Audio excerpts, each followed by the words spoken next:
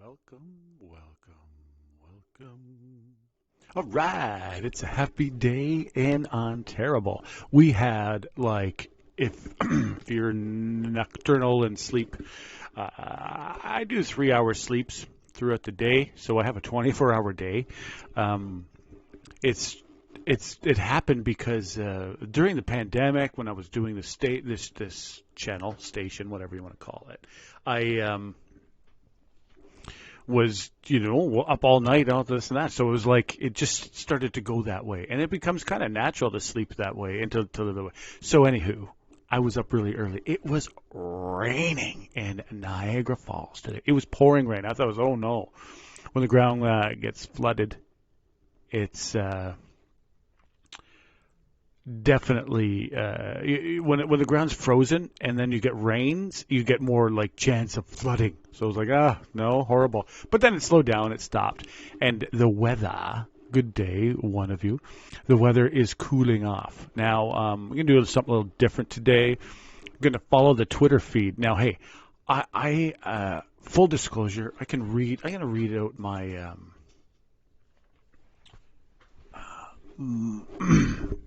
my feed. Like, if you and anyone who knows this channel, I've been really working hard on my literary skills.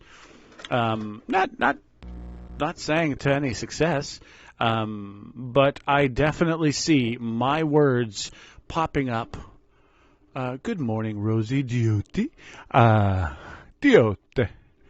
Is that saying it right? Diote. It reminds me of Dante, and if anyone knows who Dante is, I guess it's you, Rosie. Dante is basically the one who first woke me up. He has this 3 books, and it starts off, he's in a forest, and it's a very inhospitable forest, and these wolves or something are coming at him. And Virgil, who's a poet, so it's obviously metaphorical. Virgil the poet, Diote. Virgil the poet decides, if you spell it phonetically, maybe I'll be able to do it like Homer Simpson. So Virgil comes, who's a poet, and his poetry saves him. Basically, it's about, he starts off in hell. He goes into purgatory.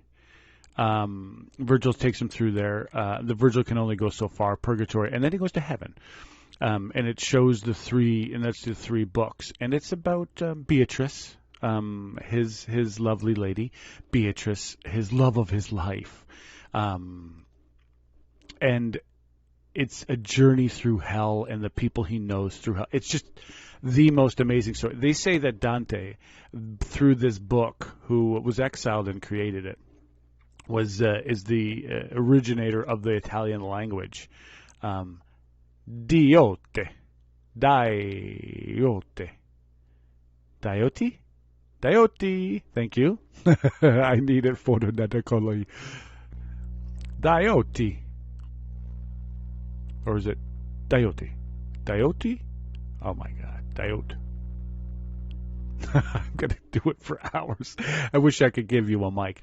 Anywho, Dante. If you are struggling in any part of life and you're like not knowing why, Dante in these 3 books will explain why. And that's basically like in hell, it's why this person went to hell and why that person, and it's basically why you're in hell. It's you put yourself there through your action. All French. Diote. Dionysius. It's Dio is Greek originating, though French, of course, is a derivative. Diote.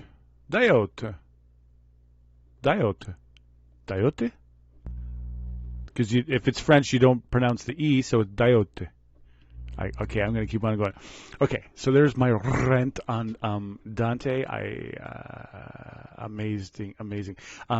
There is many places you can learn about it on YouTube, though really they only scratched the surface, it's very difficult. You have to read the book. It's very, very long. It's a poem and stanzas and stuff. Okay, so thank you. Thank you. It only took me 1, 2, 3, 4, 5, 6, 7, 8, 9, 10, 11, 12, 13, 14. So like freaking, god damn it. So, okay, here is my take on, I personally, I'm going to read out what, if I can find my keyboard here, yeah. I'm going to read my blurb because it'll be easier that way. Oh, here, I can just go this way. I do a blurb all the time. Like I said, I'm trying to hone my literary skills because I got all these ideas in my head, stories and storylines, and you know, I got to get them out, or else they'll go down with me. Okay, so I'm using my love of politics for it. So I will read my little blurb for you. The blurb of the day. On the Liberal campaign, I must be honest, for it is the only way. I have had great hopes for the Carney campaign. Then it began with a glitch in the matrix. First bell, like the Black Sabbath bell, was some reporters with accreditation were rumored to be blocked from asking questions. Okay, so a little side note here on X, it says some accredited journalists were not allowed in to ask questions. Much like PP, and that I do not agree. I think that Pierre Poilievre should be also speaking to hostile reporters. If you have a hostile reporter, you give them the clip they want in a controlled way. How? Pay me to know. Oh, 0. The glitch in the thing. But you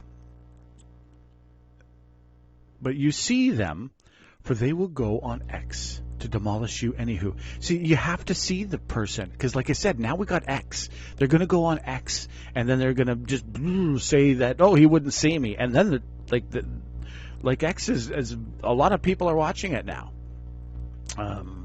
So you can't just, what used to happen before, and I found the large news, when there was like news that was hard to confirm, or news that was really against the government of the day, you know, because it makes it hard, their life, if they're always getting, you know, negative reporting. The CBC, the big news, they just wouldn't report it. I just was like, well, why are they not reporting? Because, you know, they can only report so much, so they don't go into the weeds. Well, X is the weeds. So you have to address these things. You can't just let them slide, like before. It's my opinion, and it's proof is in the puddings, you know. Right. Better to make you and them happy than only them angry Xing, as that site is right for it, you know. So that's right. It's straight. They're going to be either go on Angry X and it's going to get like 100,000 views, more than what your other one did. So, okay, he's just doing as Pierre Poilievre, but with a different type of reporter. Like, I think the reporters that were banned, I don't know, were like probably from the Rebel and stuff like that. Though they're accredited and he's got 1 million and stuff like that.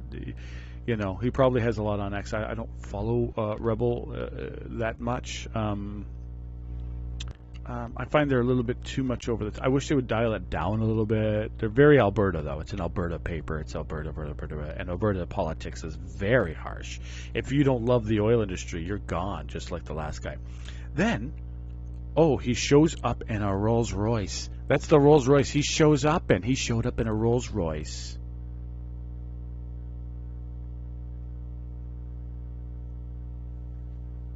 Like, are you kidding me? Nothing looks more out of place than a Rolls-Royce limo pulling up to a gravel parking lot. Like a gravel parking lot? Like, oh my God, it looks awful. This ain't America, and you ain't a movie star-ish like the Don. Then, the third thing was the speech. Oh, the speech was read all funny. Why? Because his teleprompter wasn't working. Ugh, like, come on. You didn't have a backup teleprompter, or didn't make sure it worked with all the bugs out, but you couldn't afford $1 million. You could afford $1 million limo. Like, things fell away. Like, really, and that's my point here. You got a $1 million limo rented, I imagine rented, unless he lives in that area, and you did that in the gravel parking lot. But the teleprompter, the real piece of kit that works, didn't. Like, hey, I still think that for what's coming, again, I'm just going to give this little piece outside. I still think what's coming, he probably is going to, it would be a large asset as he negotiated Brexit, and we're about to have another negotiation with the trade in the States and the tariff talk and all that stuff. He just has the experience no one else has. So him to be in these, at least in those positions, doesn't need to be prime minister, but at least in those positions, will be a huge asset to Canada.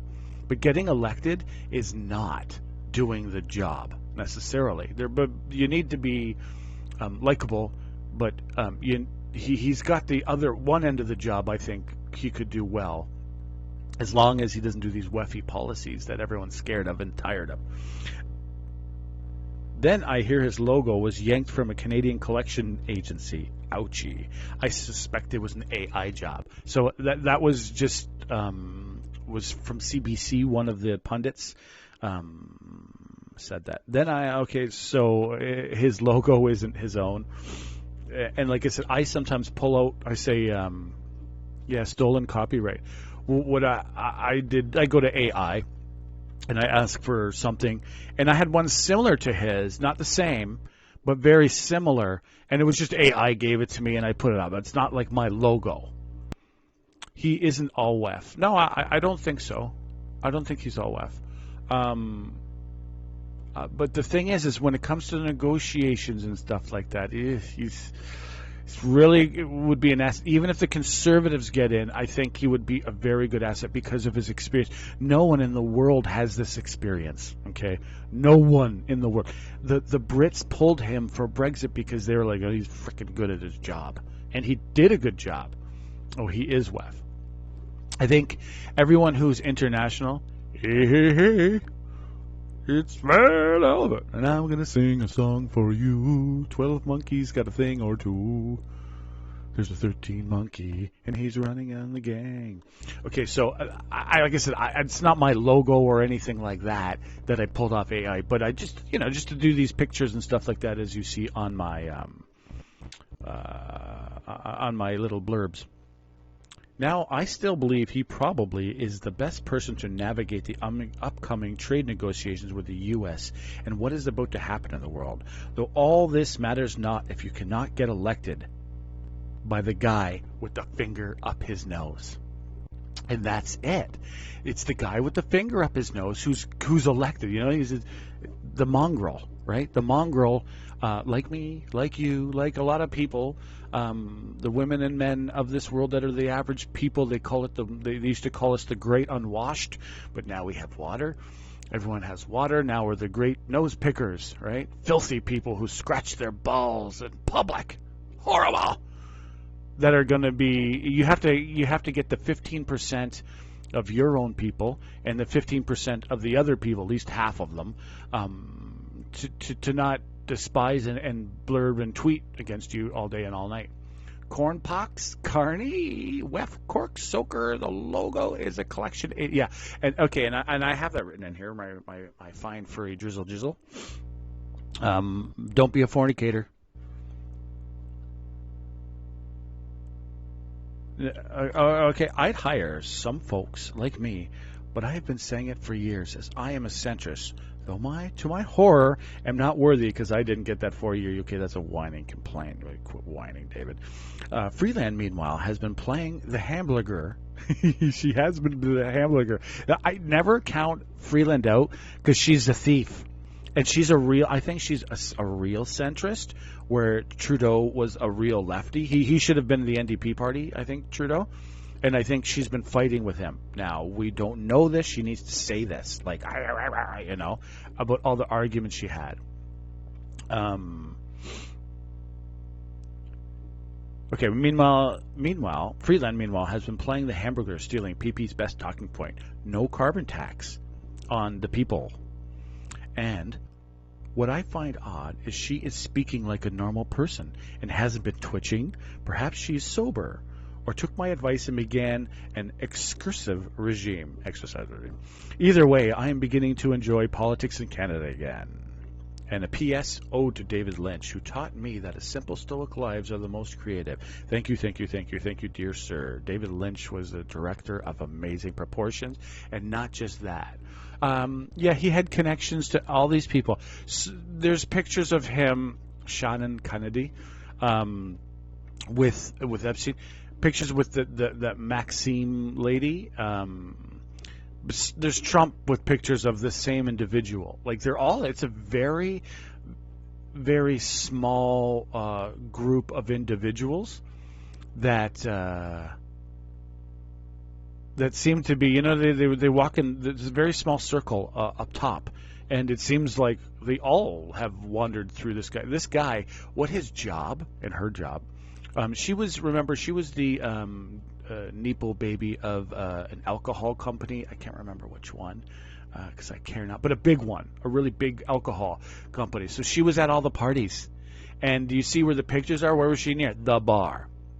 She probably provided all the alcohol for the event. And she's super rich. So if there's a party, and everyone knows that, when you go to a party, you're dipping your toes with the dark side, with the evil people there. They're the ones who throw parties in our party. Good morning, Lisa Hudson. There was a Hudson that was running for president in the States, who just went away. I don't know why, but that's the case. So that is what Mark Carney, I still think he should be at the negotiating table for Team Canada. That's my belief. You guys, the WEF and all these things, they need to be curtailed. And he needs to do a like I keep saying this word, mea culpa, about turn, whatever, what have you. Or else he's never going to get elected. And politics is not about being the best person at doing the job. It's also the person who can get the finger, the person with the finger up their nose to elect you. And now that X and, YouTube especially here. It started with YouTube. YouTube, you all, look at all of these comments. D-Ski has basically sat here and influenced people. Why? He's not, and I'm not knocking you, D-Ski. I'm using you as a great example because of your comments are the harshest, I think. D-Ski is not putting up the stream, hasn't put all the work into to get the 23,000 subscribers and all this, but because of the beautiful thing of YouTube, I love it. He has, or she has, I'm not sure, has a seat at the table, and we all. So you're a part. D-Ski's a part of the show. Yes, I don't want to say her name. Laney, we'll call him the Guzzler. He's a part of the show, and he has a say, a platform. And that's why CBC is like, that's why you can't comment on CBC, because they're fully aware of the power of the comments. The power of the comments are very powerful right now, because you get to jockey into the show. And now I just not now allow the person to troll me or to say things on that, which is fine. Which is fine. That's a part of the show, trolling the person. That makes, for me, it makes it more interesting. For me, especially when you're hurt and you got nobody, you're not feeling this and that. You're like, you know what? You can go and you have a comment, and then the person, not me, I'm just a lowlife. But if you go to like a really big channel, and like say Joe Rogan or something, and Joe Rogan loves he puts a heart, which I wish it wasn't a heart. I wish it was like a lightning bolt or something. Yeah, he says, I love your comment, and then comments back to you. It feels, you're like, it's a really good feeling. You're like, oh my God, this person has acknowledged me and it recognized me. It's amazing. There's no TV that can compare to that level of appreciation you get with someone recognizing your comment, and you're like, yeah, I'm a part of the show. You feel it. You don't just see it, you feel it. It's great. CBC and all these people, they just don't get it. Like, here, I'm going to read Lisa Hudson's comment. First, I'm going to read it first. I think it's absolutely that carbon tax Carney called on the reports and have them removed. See, I don't know if that's true. If he had the removed. He wants to be prime minister. This has made me very angry. He would do that. There other politicians have done that. I'm not going to mention who, but it's actually, see this hotel. They were at that hotel, and they were security. You know, politicians are very fearful at this moment. I understand that, and barrage reporting, it would make them more fearful. But apparently, these were accredited journalists, so probably rebel. I don't know. Let me know. Yeah, of course they're there. This guy was Bank of Canada. If they weren't there, they're not being responsible. Politics are right now are movie stars of the day. Think of a new movie star that's really, really, really popular right now compared to Trump. Trump is 10 times more famous and more thought about than any movie star right now. It's a fact. So Paul, even when they're like a lower level Canadian politician, they're known, they're seen, and when you get a lot of people involved in it, you get angry people who like the viol, like, which I don't agree with. That's why I don't like protests, because you get those violent people. You get those V people out there who want to do damage and want to hurt people, and I don't agree with that. And so it's very hard to curtail that. Now, the first convoy did a pretty good job with it, doing the singing and dancing and hot tubbing. You got to make it a laugh, right? But you keep it on the anger, you're going to get someone do silly things. So I believe that they should be there, and they should be protecting. And I also believe that we should be putting a little bit more, like doubling every police budget right now before what's happening in the States comes to Canada. It's just my opinion. I'm not a cop or anything like that. It's just I think we need to have more people in uniform walking around the streets just to keep the calm, because hey, we're all in it. We're all hurting right now. Carney is not a favorite person in Canada right now. I think, yeah. He isn't. So there should be that there, especially in Alberta. Alberta has very harsh politics. So let's look to see. We're gonna look at the Twitter feed today. Okay, so I love X. Okay, I kind of like it a little bit much. Now here we go. This is our politics looks like right now. Pierre Conservative versus Justin Trudeau, Mark Carney, Chrystia Freeland, and Jagmeet Singh. Bring it home. Okay, it's a GIF. Okay, Mark Carney. Who's this? Anti-taxer. Mark Carney logo just dropped. It's in the mail. I don't know what the hell that is.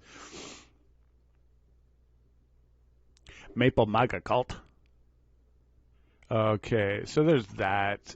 We got Bill Maher. Bill Maher is trending right now. I like Bill Maher. He is. Is he?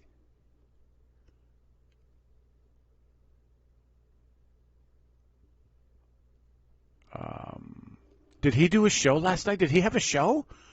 Oh my God, Bill Maher's show is back on the air. That's awesome. Okay, I think his show is the best show on the airwaves right now. It's HBO Max. I don't necessarily agree with 100% of his policies, but I agree that he's probably the best explainer we have for nighttime shows. Bill Maher confessed that Trump was right about both force management needs in California and ivermectin. Oh, I can't say that. Not on this channel. He can say that. I can't. So it'll be all of a sudden shut down. Okay, so that's where we're at. What do we got? Oh, we got Mercer. I had a couple other. Danielle Smith. I don't know what happened there with old Danielle. She went to Mar-a-Lago and I said, "Well, okay, this is the one thing." Okay, she said, "No, don't touch our. Get your hands off our filthy oil." She said, "No, we will not use that as negotiation." It doesn't matter what she said. So Daniel, it doesn't matter because the feds have all the same in Canada, and the states is different than us. The states have each state is very powerful, and they're joined together lightly with the president. You know, the president, of course, has the military and all these things, but each state has a lot of power. In Canada, our provinces don't have as much power as the Fed. The Fed, we're a much stronger federalist system. So she can say that all she wants. That is just good campaigning, because the last person, there she is, she's a nice picture of her. The last person who didn't stand up for oil, which is only 25% of Alberta's income, by the way, the last person who didn't was quickly evicted from the party. Very, very quickly evicted from the party. So it's definitely. She has to do that. She had to fight for oil, or else she's, going to be kicked out of her party. So she has to say these things, but it won't. Oh, Pierre's got this new guy in here. I kind of like this guy. Oh, Danielle Smith, 100% agree. It's time to close the door on the Trudeau, Freeland, Carney Liberals and their destructive policies, which will only further divide our country and continue to hurt our relationship with the United States, our largest trading partner. It is time for new leadership for Canada that unleashes our resource economy, that unites us rather than divides us. The guy on the left is the new conservative guy. He's like black belt in Taekwondo or something. He stands like, I like him. He seems more of a blue collar hard worker guy. The conservatives the conservatives get it.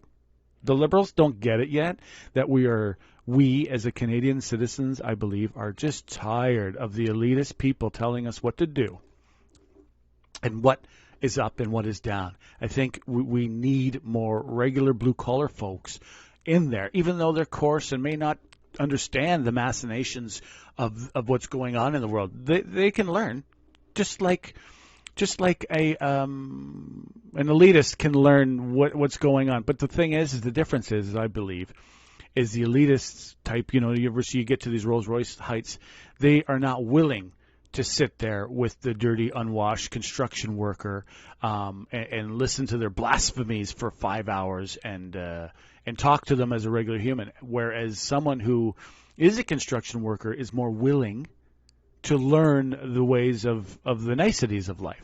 So that's where Pierre is. So Pierre's is winning because, in my opinion, he's crushing it because he gets it. He's more of a blue-collary guy, though he's a career politician. He's he looks like a blue-collary guy. He has blue-collary people around him. That new guy beside him, which I wish they would show him, I didn't catch his name. Danielle Smith and pill is good for the world. Okay. Whatever. I like Danielle Smith as a politician who can get elected. I enjoy their style. It's the hard right style. The hard right style works, and right now they get it. They roll up their sleeves. They don't look like a posh person, whether they have $1 million in the bank or not.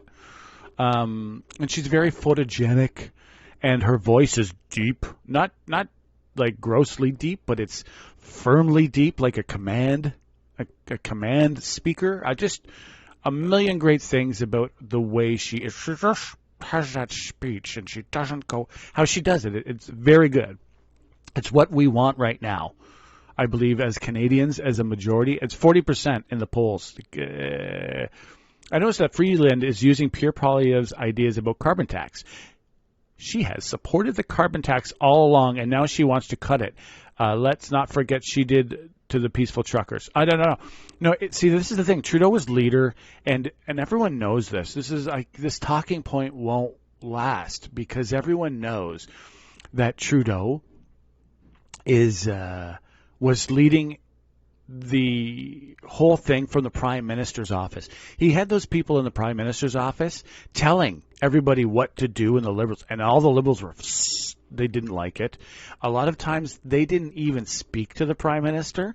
They spoke to his Prime Minister's office. Now, Harper ran his Parliament through his Prime Minister's office a lot, not to the level of Trudeau, but basically Trudeau is following Harper's model of how he ran. So it was try to get to the leader, you had to go through the Prime Minister's office. Now, Trudeau did that. Now, what you're going to see, I think, is a lot of the cat's going to get out of the bag for the Liberals. They're going to say, hey, look, it was Trudeau when we were like, no. Remember, we've had a lot of the last finance minister resigned. Freeland resigned in like a blitz. I can't call it that. In a blasphemous. She just blew up, and like, because she was tired of talking to the Prime Minister's office. I think that they're all going to tell us that they're going to point the finger at Trudeau. They're going to say, look we did these things, these hard left things, because of Trudeau. And Trudeau can say, well, we did these things to keep in power, to align with the NDP. It's my opinion. Okay, I don't. The one thing is the beautiful thing about conservatives are bums huff. That's just my opinion here, guys. Trudeau, I think Pierre's going to get in no matter what. He can't lose, no matter what, unless like something comes out about him in the campaign, or he proves he's not ready. He doesn't have the policies to prove it. It's definitely, these are the problems. But Pierre he's got it. He's got 47% of people support his ideas right now. But Freeland and all of them are about to, I think they're going to give us a peek behind the curtain and say, hey, look, this is what really is going on, and this is what we really believe. We're more centrist than that. And so what I was saying about the conservatives was why I like conservative voters more, and don't necessarily agree with them all at all. Not all the voters. Very harsh. I find there's a lot of hate on the right. Sometimes it's like, be less hateful. Make a joke once in a while. That's what I'm trying to make, which is cool. I get the rage too. I just call it because I realize it's just hard on people to be like that all the time. And conservatives are, minded like myself. But a conservative is one who watches politics avidly. Conservatives watch politics. That's a fact. That's why I think they're hard on their own leaders, harder than the left. The left have other things to do. The left is not watching the news. They're watching movie stars and their favorite music, and they have social butterflying to do. That's the left. And so they don't pay attention to politics until about 3 months before, 3 months before the election. Then they're like, well, maybe I'll look at it. And then 2 months, and I should start reading it. And then a month in, they're really involved in it. And this is what happens in elections. People that are left are like, what the hell happened? How did we lose? Well, because the majority of the people in the country aren't paying attention. Because at best, it's about 20% of the population is in the conservative camp. And they're mostly in certain parts of the country. And they pay attention to politics. But the people that don't pay attention to politics, all that stuff don't matter because they hadn't paid attention, and they're only hearing that. And I'm not saying your talking points are wrong. I'm just saying the problem is people don't even know them. You have to explain them to them of the long time. If there was something in Pierre Poilievre's closet, it would come. No, it wouldn't. No. I don't. Lisa Hudson, you're probably right, but I do not agree. Pierre, they don't, because like I explained, left, and I mean center, anyone who's like progressive conservative, who's not the 20% staunch conservative, which is probably more like 15% staunch conservative, everyone. Now it's getting more since the pandemic, but the majority of people are not paying attention to politics at all, and then very limited. So they don't. The liberals know this. This is not like a secret. This isn't a secret. Everyone who's doing elections knows this. And I'm explaining why I don't agree. Because no one's paying attention. And a liberal knows it. So why would they bring out the dirty laundry on Pierre when no one's paying attention? No, you wait. It's kairos. It's Greek. You wait till the moment of of election time. That's it. Only conservatives can do all the slander they want. It won't, and it'll be old news. If they were to do it now, it'll be old news by the time election comes. It has to come when really it could even be baloney. It has to come during the election drop when everyone's paying attention. And that's what they're going to do, most likely. I don't think they have anything good on them, but that's what they always do. That's the left. And in Canada, the left in America hasn't been as successful as that, but they call it, what is it, the November surprise in America? They call it the November surprise. Every election there's a surprise. Both parties do it. They wait. They got it. They got it sitting there. And it's the same scam his daddy tried. He will come back with a new brand. Yeah, BP's Corner. I believe that Trudeau will do that because he understands politics. People don't pay attention to politics. They're tired of them. And once the Conservatives get in, and if we go into recession or something bad, which happened many times to the Conservatives, they get in when the economy starts going bad, and then they get blamed. They wear it, which is awful. It's not true. But it doesn't matter because people don't pay attention. The reason why we need more people paying attention is to stop this cycle. So both sides get better for the average person. Lisa Hudson, thank you for all your wonderful comments. Seriously, 8 really don't think there is anything. Pierre has the win, 47%. I think it'll drop during this election campaign. Carney needs to become a normal person. Freeland is going to steal every conservative policy she can. And then we got Bayless. Bayless is like a progressive conservative, works with the Liberals, of course. He's a Montreal guy. I would assume he speaks perfect French. He did a very good job in the interviews. I thought he looked like pretty good, though he's unknown. Then there's Gould, who has the youth, and she's going to stir up the youth with what she does. There's the other fellow I like. He's the Native American. He always wears I should know his name because I like that he sports the Native American tie, which is that circle beaded thing, and. We need more Native American, like Wab Canoe in Manitoba. He probably scared a lot of people. They're like, oh no, an NDP in power, this is going to be awful. But he has been running a pretty good job. He's been doing a good job. He's not scary NDP, and he's Native American. And they tried to slander him with something in his past, and he's doing a pretty damn good job. I like him. I personally like them. I want to see more Native Americans. There's a lot of them in our country. Why are they not in politics? I don't know. Who the hell is this Bayless guy? I never heard of him before. Bayless was a former minister of parliament, and he got out basically when Trudeau got in. Like, he's like, no, I'm not lefty. I am not a lefty. I am not going to be a part of this. And he got out, and he's coming back in. Fraser, he has been on the housing file, and what has he done? I think he will be a great asset for them to pile. Like, he should run. I think he should run so the other candidates can use him as if he was Trudeau on the election stage, right? Because him and Trudeau were so closely aligned, they can be like, blah, you're the Trudeau, and we'll put that on you. Just for that. That's my opinion. The left puppeting is totally true.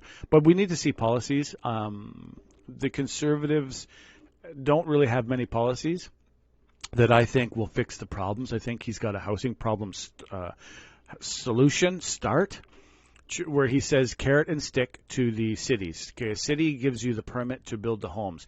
They're taking 7 to 11 years to get a permit in Vancouver right now. 7 to 11 years.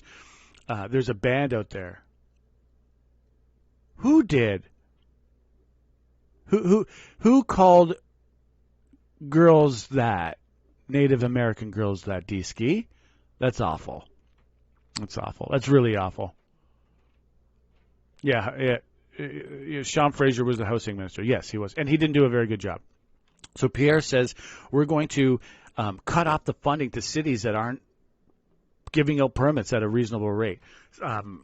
Sean Fraser he said we won't give them the money. He tried to steal his idea. He said we won't give these cities the money. Then he gave Toronto money. He gave Toronto money. I come Simon. Hello, my name is Simon, and I like to do drawings. He said that. He was going to not give the money. He gave it to Toronto, and then Toronto council went ahead with like stopping and blocking all kinds of things, but he gave them the money anyway. He says, hey, Pierre says you don't pull out the permits, you don't get federal funding. That's it. So it'll happen, right? That's good. Okay, permits is a big problem.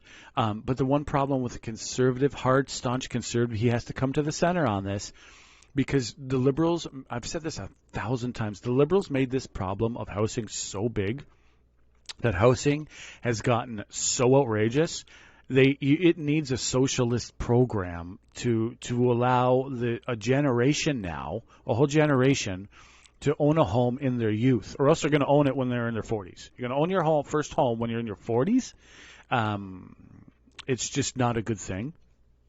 It's going to make very large frustrations. I don't know how he lost that. Wow. Yeah, he didn't do a good job on the immigration file. He did horrible like talking points. I just was like so frustrated with him. I'm sorry. And I believe that he was just doing what he was told, to be honest. I think they all should let the truth out, that basically that this whole Liberal thing was doing what the Prime Minister's office was telling them to do, and they all tried to fight back and put their own little stamp on it, and most of them didn't get that opportunity. It just happened that way. And I believe that was the case. I don't know if that's fact, but as anyone's fully aware that I live and breathe politics all the time, and I'm really watching it. I'm looking for each individual word. And when I see a certain type of writing, you can tell when someone writes something, certain type of writing, and then I see it on this person, and then with this person, it's coming from one source, right? The talking points. Like I see my talking points on people in the news, They don't like my stuff, but they're watching it. No one likes it or dislike. Maybe they're disliking it. I can't see. But there's a lot of that. So Sean Fraser, I think he's too close to Trudeau. I think he's retiring anyway, and that's good for him. Like he's a young guy. He's in a rural Nova Scotia riding. He's going to have a pension. He's going to have a great life. I don't have anything bad to. And this is one thing I recommend to everybody. As soon as someone gets out of politics, they are honorable. They did the best for their country, though maybe I don't agree with their policies. I believe that all bets are off, and the person should be respected. They shouldn't have to wear the political jacket as after they get out. They get out, they're good. Unless they're like in politics and being a pundit all the time, you know what I mean? They're still kind of in, right? But if they walk away from politics and they're not in it, well, then they're just an average person again, and I'm cool with that. I think that's the way it should be. Only those in power are the ones that should get it. After you're out, yeah, I give him the respect that he's served our country.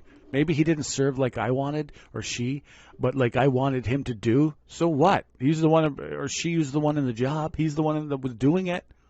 Not me. They had the option. That's my opinion. Unless they're a traitor, unless they actually got caught with doing traitors things, selling our secrets or going on taking vacations and so on and so forth. I don't think that's it. So Danielle Smith had to fight for Alberta Oil, or she would most likely lose her seat. Okay, so I'm really excited that I get to watch Bill Maher. Okay, we're going to look at what's happening in Tel Aviv. Okay, Tel Aviv, as I am a Mr. News. Ooh. Oh, gosh. Oh, I can't. Tel Aviv. More problems in Tel Aviv. Erdogan of Turkey. Don't call it Turkey anymore. It's Turkey. Turkey needs and demands respect right now. Why? Because they were a power before. Most people are not aware of this. They just aren't aware. Okay. There's the fire. Barron Trump. Oh, Barron Trump is thing. I like Barron. I think Barron is going to be Ivanka Trump. I like that name. Because I like the V. Barron Trump is the smartest Trump child. He has an IQ of one. Yeah, he is, Slovenian, French, Italian, and German. He is a legendary chess extraordinaire. Yeah. The problem is we don't know anything about him. Barron, just look at the little Barron. He's a freaking giant, too. If he starts working out, he's going to be a monster. He's the legacy of the Trump. Once he gets in, he's, and there's the not prettiest first lady. She looks mad at me. I'm sorry. I'm sorry, I didn't mean. Oh,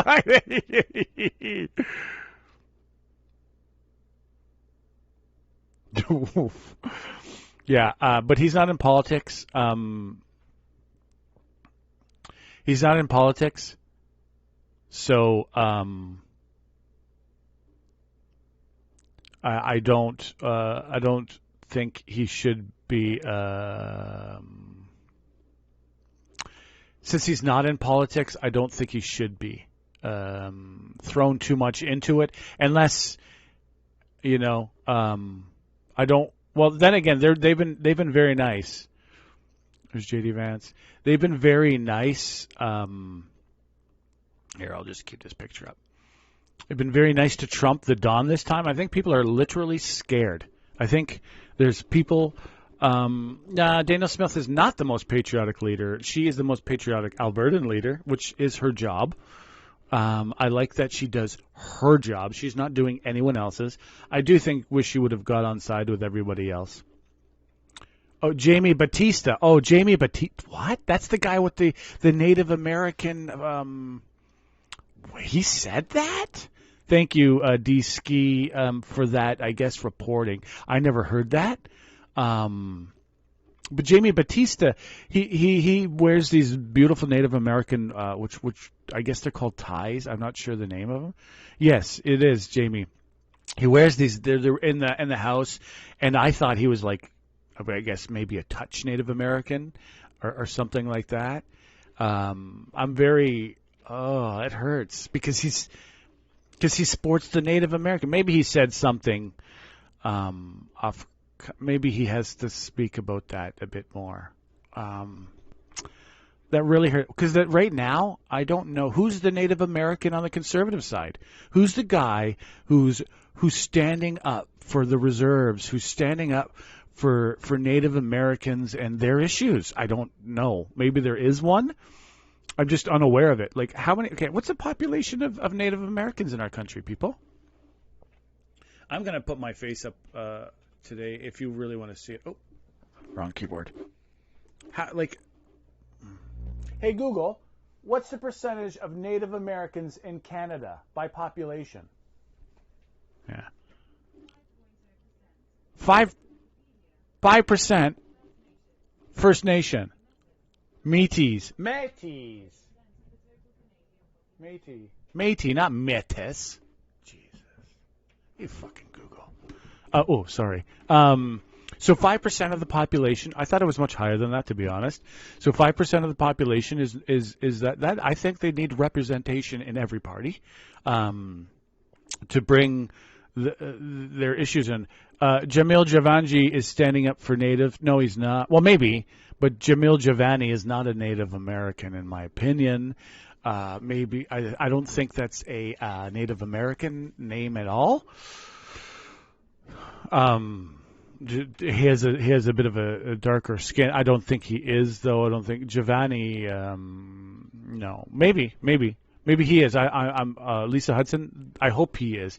I would like to see a actual Native American on the conservatives. See, the conservatives have places that they can get anyone elected anywhere. Doesn't matter. So it would be nice to see that someone from a reserve, a chief or whatever. Who knows, right? Like they have the Chiefs meeting, but no one watches that. I do, but no one watches what the Chiefs doing their meeting. Only when there's like turmoil bad, like when they kicked the last lady out. No, he's not Native. No, he can't be. No, he's Jamal Javanji. It's not. I think it's time. Conservative. That's an NDP. Boissonneau was. Oh yeah, right. Boissonneau said he was, but he wasn't. And who's the other Randy? But he did stand up for all Canadians. No, I just like to see someone standing up for only those Canadians, and that's their niche, right? Because we got there's 300 of them ish, right? Of 300, you can get a couple of them that are of 5%, pulled out of 5% of the population, and that are fighting for those people's issues, kind of like the Quebecois are doing. They're only standing up for Quebec issues, but hey, a lot of their issues that are problems in Quebec are problems everywhere else. I don't think it's about DEI. It's about getting someone who will fight for that. I hear you. But it just helps. If you've lived on a reserve and you know the reserve, I think you're going to be better at doing that job. It's not to me, it's not the same as, let's pick a Hungarian guy. Yeah, he was native. I just would like to see someone from a reserve that's worked their way up. And I'm not talking about DEI. He's a DEI hire. No, it's different. They're fighting for the native rights. Well, it's better if they know what the fuck they're talking about by life, right? We need more people who have rolled up their sleeve and lived it, not people that are going. I'm not saying let's grab someone who, because they're black or have a tan, pick them and put them in that position. No. I'm talking about the person who's lived it and been it. That's different to me. And they're not putting them in a position. It's not a real position. It's just have a spokesperson. It's called a spokesperson, right? And having a spokesperson for that. And that's my opinion. And it doesn't, I'm not saying kick someone out to put that one in. I'm just saying I think it's time that 5% of our population has some kind of representation in our country. And Wab Kinew is the first that I'm aware of any port. It's just, it's time. And it's not different. Adding a new position and putting that in there. Anyway, whatever. That's whatever you want, Reg Porter. I agree. There just is no one there. And then we got people like Randy Boissonneau, who's like, yeah, I'm Native American. I'll fight for you. And he's fucking lying. And he's scamming the government. He says, I got a Native American company. And what did he do? He's just milking the government. Oh, awful. You need someone who really knows the program. Yeah, he's Native. That's like, we don't need that. We don't need more people claiming this. There's got to be a couple of them. And we're not. Anyway, that's too much on that subject. Look at the Barron. Oh, my God. He's a monster. And he's just a kid. In this picture, he's just a child. And he's smarter than me. He knows more than me. And he's bigger than me. Now, when you get bigger or older, you fill out. Wait till he gets, older. He's going to be a fucking monster. He's going to be he's going to look, when he goes into the UN, he's going to look like what America is, the biggest, baddest, smartest thing in the room. He's going to be in politics. I guaranteed we're going to see the Barron. I just have, it's like, I don't want to say that word. Okay, it's just going to be amazing.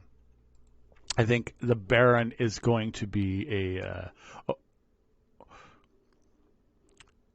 he's when he gets into politics, if he gets, I don't see why not. Yeah, baby, he's just so little, he's so young. Do you support Elon having a role in Trump's administration? At this point, this is the question. That's the question, right? Do you support Elon? It doesn't matter what I think. He is an administrator in the thing, and Elon has fixed so many problems. He's made NASA great again, or America's space again. My opinion, of course, Elon and Vivek are going to downsize the government.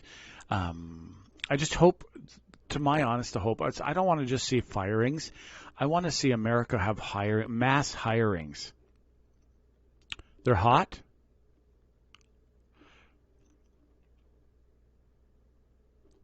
Heat? Like he's hot? I don't know what you mean there, D-Ski. I don't understand it. Elon took over X. If he didn't buy X, Trump probably wouldn't have got in. No way. So if he isn't, he wants to work. He's going to work. I don't think he's going to take a wage. I don't think he needs to. But yeah, we need to see. I like to see them do this, but I want to see some mass hirings. I want to see America like literally have like problems hiring people. So they're like, oh my God, this immigration problem. Yeah, I've got knee. I think that Elon, yeah, he is. Oh yeah. Well, that's have him buy a new one. Fuck. He's Trump now. He's a Trump. He doesn't matter. He has no problem with anything he can. Every part he can buy. Hopefully, not for me. Mine's not worth it. But no, he'll be fine. I think he'll be fine. And medical industry with AI coming online. This is my wonderful thing I love about AI. Okay, it's going to have a lot of bad, horrible things. I won't talk about them because I don't want to encourage them. But in my opinion, from research and development, I see anecdotal evidence anecdotal evidence has been discredited because we don't have enough doctors with people with PhDs to verify the anecdotal evidence. That's the problem. We just don't have enough. It takes 8 years to get these people. Yeah, you can go do it on order. Yeah, you can buy it on order. You can schedule the appointment on your own timing. That's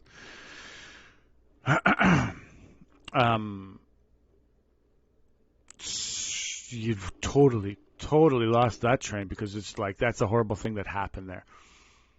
But the beautiful thing about AI is that it's going to be the anecdotal evidence. AI, you can just create new machines, right? We need the power to run it. And it's you can make 100,000 doctors in a day manufactured, right? Well, maybe not that many. Maybe in a month you can build 100,000 doctors or people with PhDs to do one thing: check anecdotal and cross-reference. So that is the first major thing AI will do, because we already know there's a lot of people out there who understand and know how to fix things, except it has to be multiple times done, and it has to be verified and checked through other proper science and research. And you have to have someone with a proper education to get that. Okay, what's going on? Is everyone deleting their comments or what?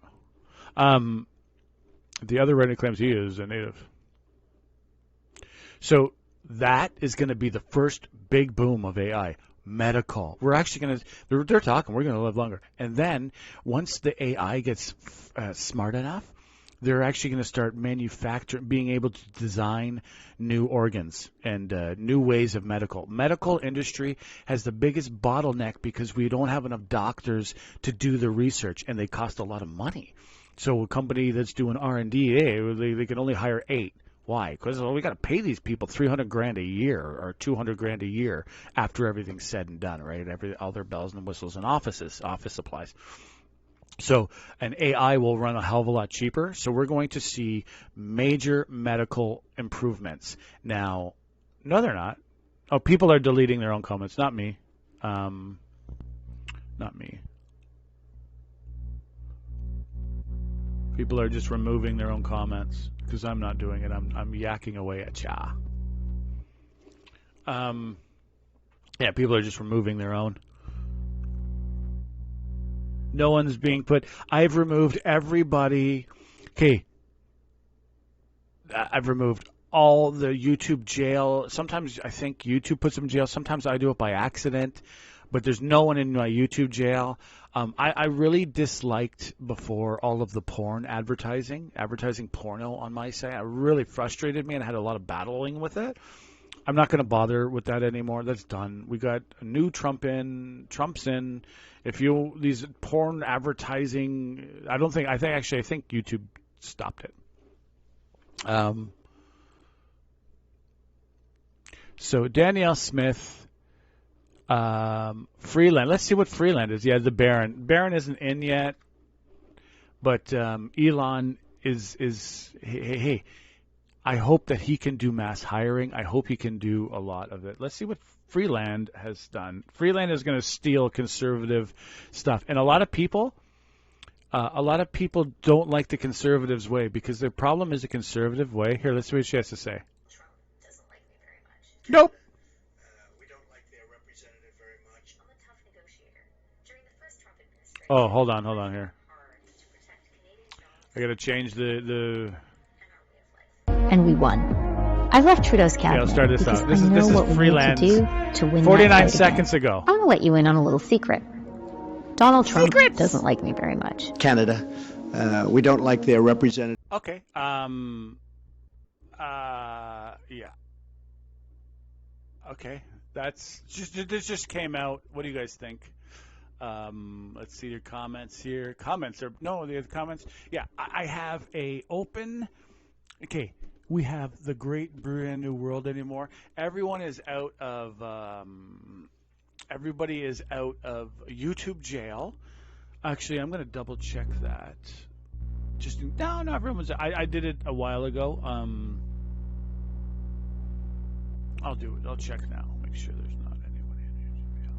And because sometimes, like I said, they get in there. I don't know if I'm doing the. I just like, what the heck? How are all these people? And then sometimes the comments trolling me. It was like I would get frustrated. All that I don't care anymore. I don't care. It's over. Yeah. Lisa Hudson. Lisa. Thank you for all the great comments, Lisa. They've been very enjoyable today. So she just did this. Now it's been 2 minutes. She's going to fight for Canada. Well, I think she honestly will. Pierre needs to have some policies. The problem I believe I'm having personally, but see, this is what like my mommy said to me. I watch politics all the time. I'm on it like every day, way too much. So for me, I get frustrated or I see things before other people because I'm on it so much. But when other people who don't pay attention, they'll get there. They'll be at the same place I'm at. But it's going to take them so much longer because they're just not into it every day. They're not going to get frustrated with the same talking points because they've heard them. It took them 6 months to hear them as many times as I did. And I think that it's time for policies. And maybe I'm saying it early.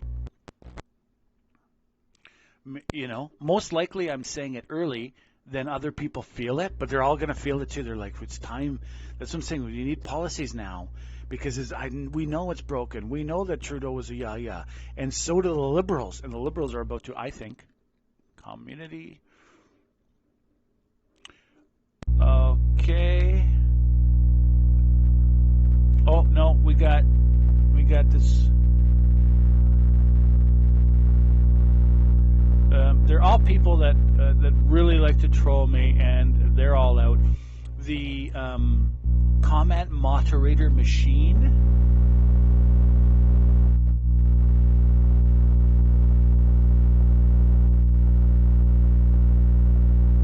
Oh, wow.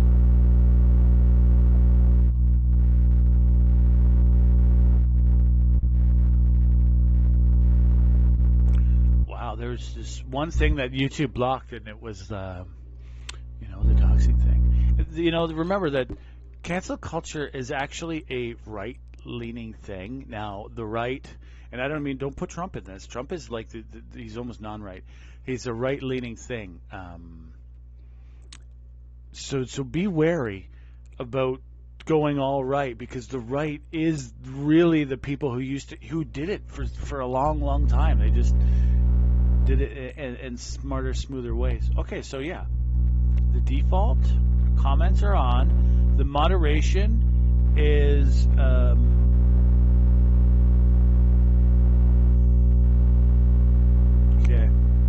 I'm doing it.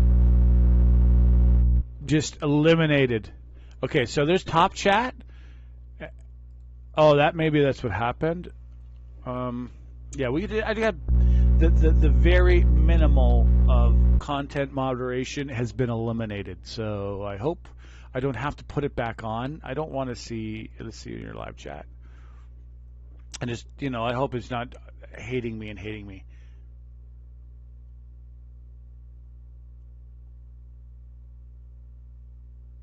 The carbon tax is gone. People think that, oh no, they're not going to do. No, the carbon tax is gone. You know why? Because they're politicians and they read polls. They're not like if you think they're really stupid people. No, you can't bank on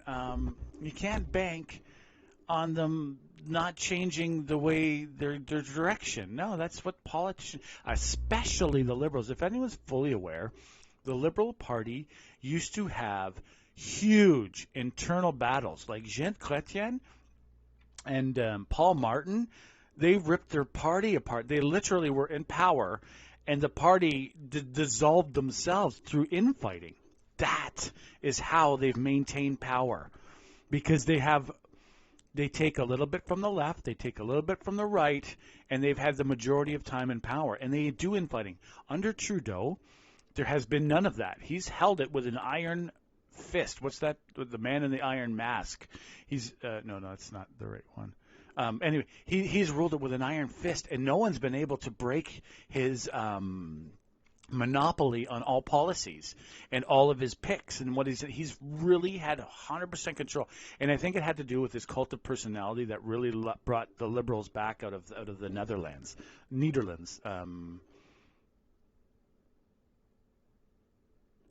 Yeah, consumer carbon tax. That's right. Now, D-Ski, thank you. It is about the minutia, and D-Ski knows it. No consumer carbon taxes. So they're going to take the carbon tax off of the people, but it looks like she said, so far, she said she's going to keep it on the companies. So industry is going to pay it. But I think the Albertan way is the best. Okay, yeah, make these companies pay a small tax and put it into a fund. Don't take that money and put it in your coffers. You put it into a fund for R&D. So all of the companies that are spewing, remember that like majority of our pollution comes from one industry that is not our biggest industry. Oil is not our biggest industry anymore for money making, right? It's not. Wish it was, it ain't. But they're our largest polluter.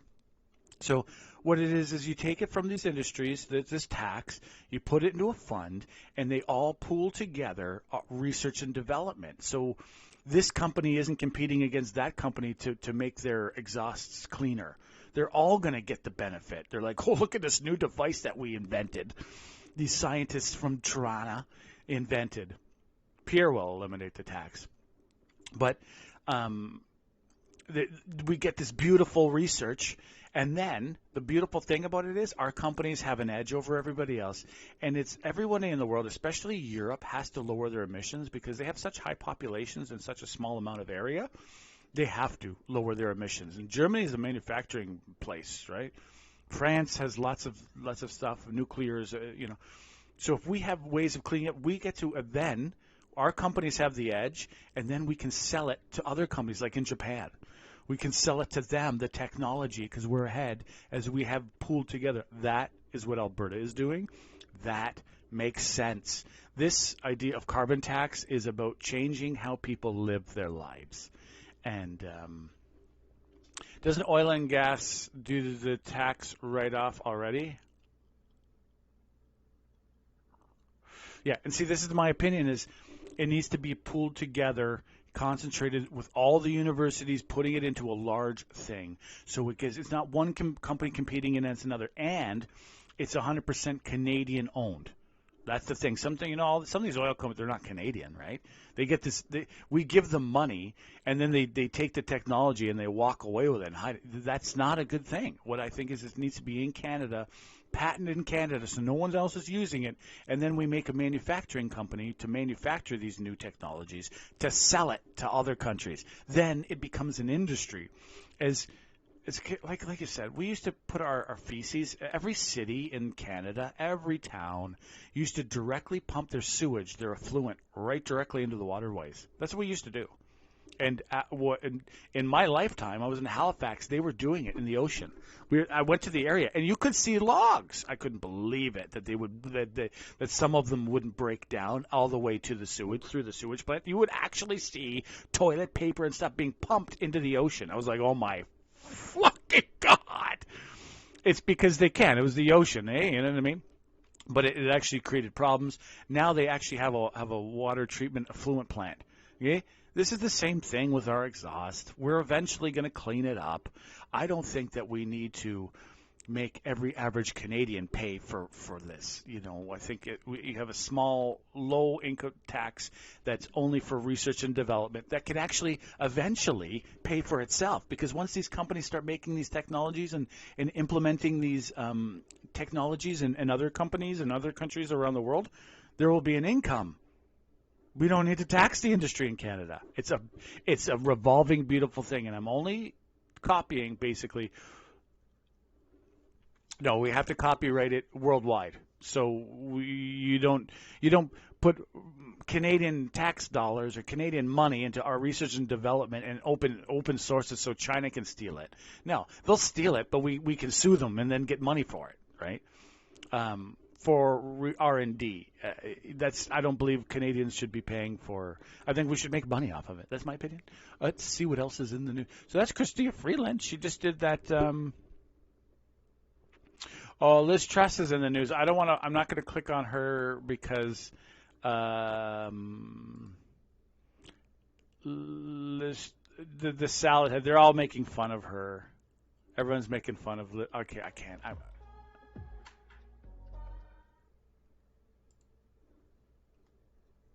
Is my volume on? Oh yeah. Okay.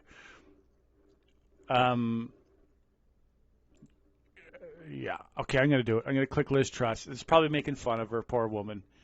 I think is Liz Truss cosplaying as Paddington? She's wearing the Trump hat. She's a Trumper now. I thought she was okay. I like the orange. I like that orange. It's like that orange and the blue. It does something to your eyes. Okay, yeah, everyone's making fun of her, poor woman. She's on for Trump. So something's going on in Tel Aviv right now. We don't want to know. Yeah. Let's check out the news. The fires. Oh my goodness. I hope they get it on. They're going to have the Olympic. Argentina. Efrero. Gone. That's their leader. There he is. This guy. He is. God damn it! He used to have a freaking chainsaw. He'd walk around with a chainsaw.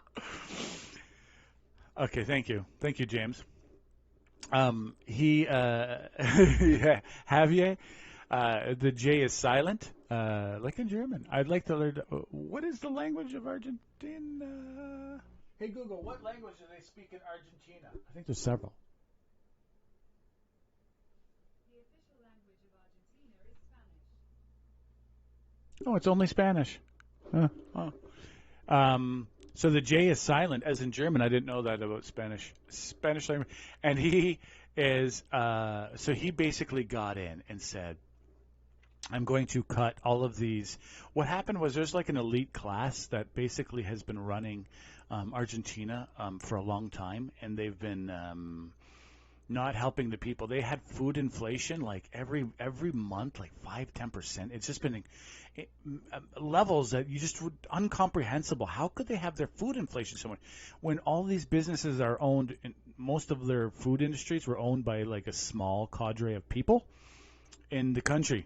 So there's a rich elites. They own all the companies. They're always in politics, and they would just hand power from one family to the other. That's what's been happening in Argentina. And this guy would hand it to his wife, and this was just disgusting. This guy got in, and he basically says, "We're going to cut all of these government agencies." Efrero. He did this on his blackboard, and he would flick. He had all the departments in the. He had all the departments on a board, and like on a whiteboard magneted to them, and he would flick it off and go Efrero. So basically, it was like places for these elites to put their kids. Like, you know what I mean? They're rich. They're like, hey, you want to do something? Here's a job for you in this department, and these departments have like hearts and minds, and just like in California, they have their heart in the right place. They just can't do anything because they're I don't know why necessarily, but they're basically using like $24 billion on the homeless, And what are they doing? They're like putting people in hotels, just paying them every month. Well, why not build hotel-like homeless shelters for these people and treatment facilities to get them off of these drugs if you wanted to fix it? They're just dumping money every month into paying hotel owners. It just makes no sense. It's like a temporary fix forever in perpetuity. Like that's the problem with majority of these social programs. They're not people like with blue collar who are there to fix it, who will roll up their sleeves and build it. You build them. Build the homeless shelters, and you have like medical treatment only for those people in there. So those doctors are fully aware of what they're getting into every day. You know what I mean? You have the same type of client, one after another. And it's got to be, if you're homeless, it's got to be tough love. I know myself. I had to quit cigarettes. I had to quit heavy drinking, heavy swearing, heavy anger to get healthy. It's like, wow. And exercise. I have big muscle mass, but I had a gut. Well, why do I have a gut? Well, because you're drinking like 12 beers to 20 beers on Friday. That ain't good for you, you idiot. Of course you're not feeling good. Like, hello, McFly. But I was too stupid to realize it. Oh, why don't I feel good? My head's all light on it. Well, you smoke a pack of cigarettes a week. I never smoked that heavy, but I still smoked. These things have to be done if you want to literally fix these people, and there will be some that won't. And then that's where the police come in. You've come to this place. We've given you every opportunity to get there, and if you don't want it, we're gonna fucking put you in jail, motherfucker. That's what I think needs to happen. Tough love. But this is like put them in a hotel and let them do drugs all the time. This is insane. This is an insane policy. They're not dying quick enough if that's the policy. These drugs are not strong enough. There are years and years of this. I'm very angry about the policies. This guy, Javier, I just respect. He came in there, and look at him. He looks like a guy from like the 1800s. He looks like Garfield, the President Garfield. You know what I mean, with his burns, and you know what I mean. He's kind of scary looking, in a way. You know what I mean? Not like restoring. Oh, that's so nice. The young boy was lost in the crowd, and all the people got together. The boy's crying. Nice. I don't want to know about that. So, Miles, Argentina seals budget surplus for the first time in 14 years. So, Giger Capital, incredible. ... Javier. It's not Javier. I like it as Javier. But hey, you gotta have respect for other languages now because we're less ignorant. Because the world is closer. Javier Mele. Okay, I'm totally screwing up his name. I apologize, Javier. Just brought in Argentina's first budget surplus in 14. I can't believe they even had a surplus 14 years ago. The media labeled him as dangerous, far-right lunatic because he wanted to actually cut spending. Well, look at the chainsaw to their bloated government and succeeded. He took it. He did. He was, this is the regular people, and he's more of he's university educated and stuff like that. But he acts and he took a page out of a regular person, and it seems to be working. I don't know everything on the ground. See, there he is, a young one. I think no. It took him that many years to be a decent politician. He had to get old. Okay, under Milei's leadership, Argentina turned a $7.94 billion trade deficit in 2023 into a record-smashing $18 to $19 billion surplus in 2024. Oh my God. That is huge. Totally. That's amazing. Surpassing the previous high in 2009. His push to boost energy exports from the Vaca Muerta shale reserves and ramp up grain sales is paying off, making Argentina a global exporting powerhouse again, with inflation already down nearly 300% to 117%. That's still disgusting. Milei's economic reforms are proving their worth. He has. They're dumping out the oil. They're taking out a large population of the population that was on social services, and it's about export right now. If anyone's fully aware, Trump actually is the one who alerted me to it. Is there anyone here? Is there any comments? Okay, the comments are down. No one's commenting anymore. Okay, I'm going to put on a thing. But Trump brought in the food. It's all about the food, okay? So he said, we're going to sell food to China. Well, China can't produce enough food. India can't produce enough food for their people. Actually, India stopped. Under Modi, they had to. There's a certain type of rice they eat in India, specifically more, and they banned the export of that rice because the food inflation was going so high. They don't produce enough, really, for their own country. They have to import it. Actually, Australia, of all places, is one of the biggest exporters of rice now to our country. But they're going to have to do that to everybody. Ski, what is that, an ear? Oh, you're listening. Thank you. Thanks for the ear. Lending an ear. I just have to do one thing here. Basically, Javier makes everyone think about Argentina more by being first of all, by being a maniac politician. He's gotten the world paying attention to Argentina. That alone, he's being a spokesperson for his own country. And that alone has brought in, just eyeballs. Every time you bring eyeballs, businessmen and stuff like that, that helps your country. That's one thing that Trump does. Not that, people are paying attention to America all the time.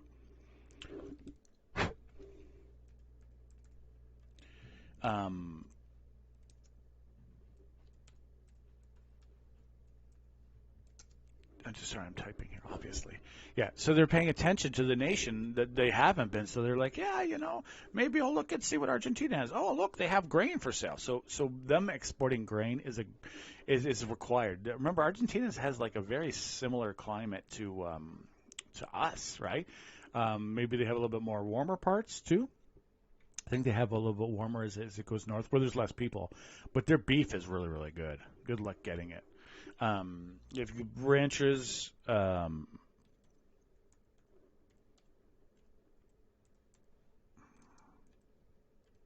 got a lot. They have a lot. There's like almost, to me, it seems like there's no reason why they've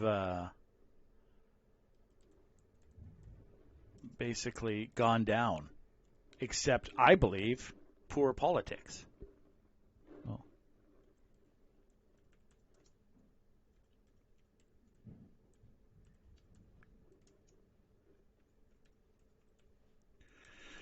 Okay, sorry. That's that. Let's see if there's anything on. I had a few. That was all I wanted to see. This awful thing. This lady's taking babies. Argentina is an up and coming country. They're not there yet, but it's on. It's on everybody's.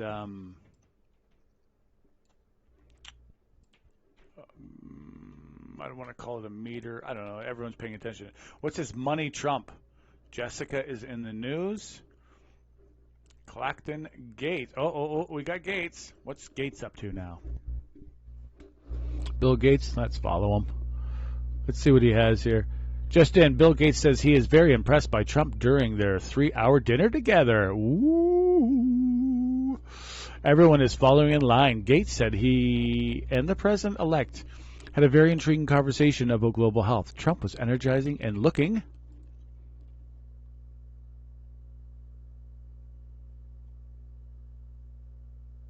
Yeah, so this is great.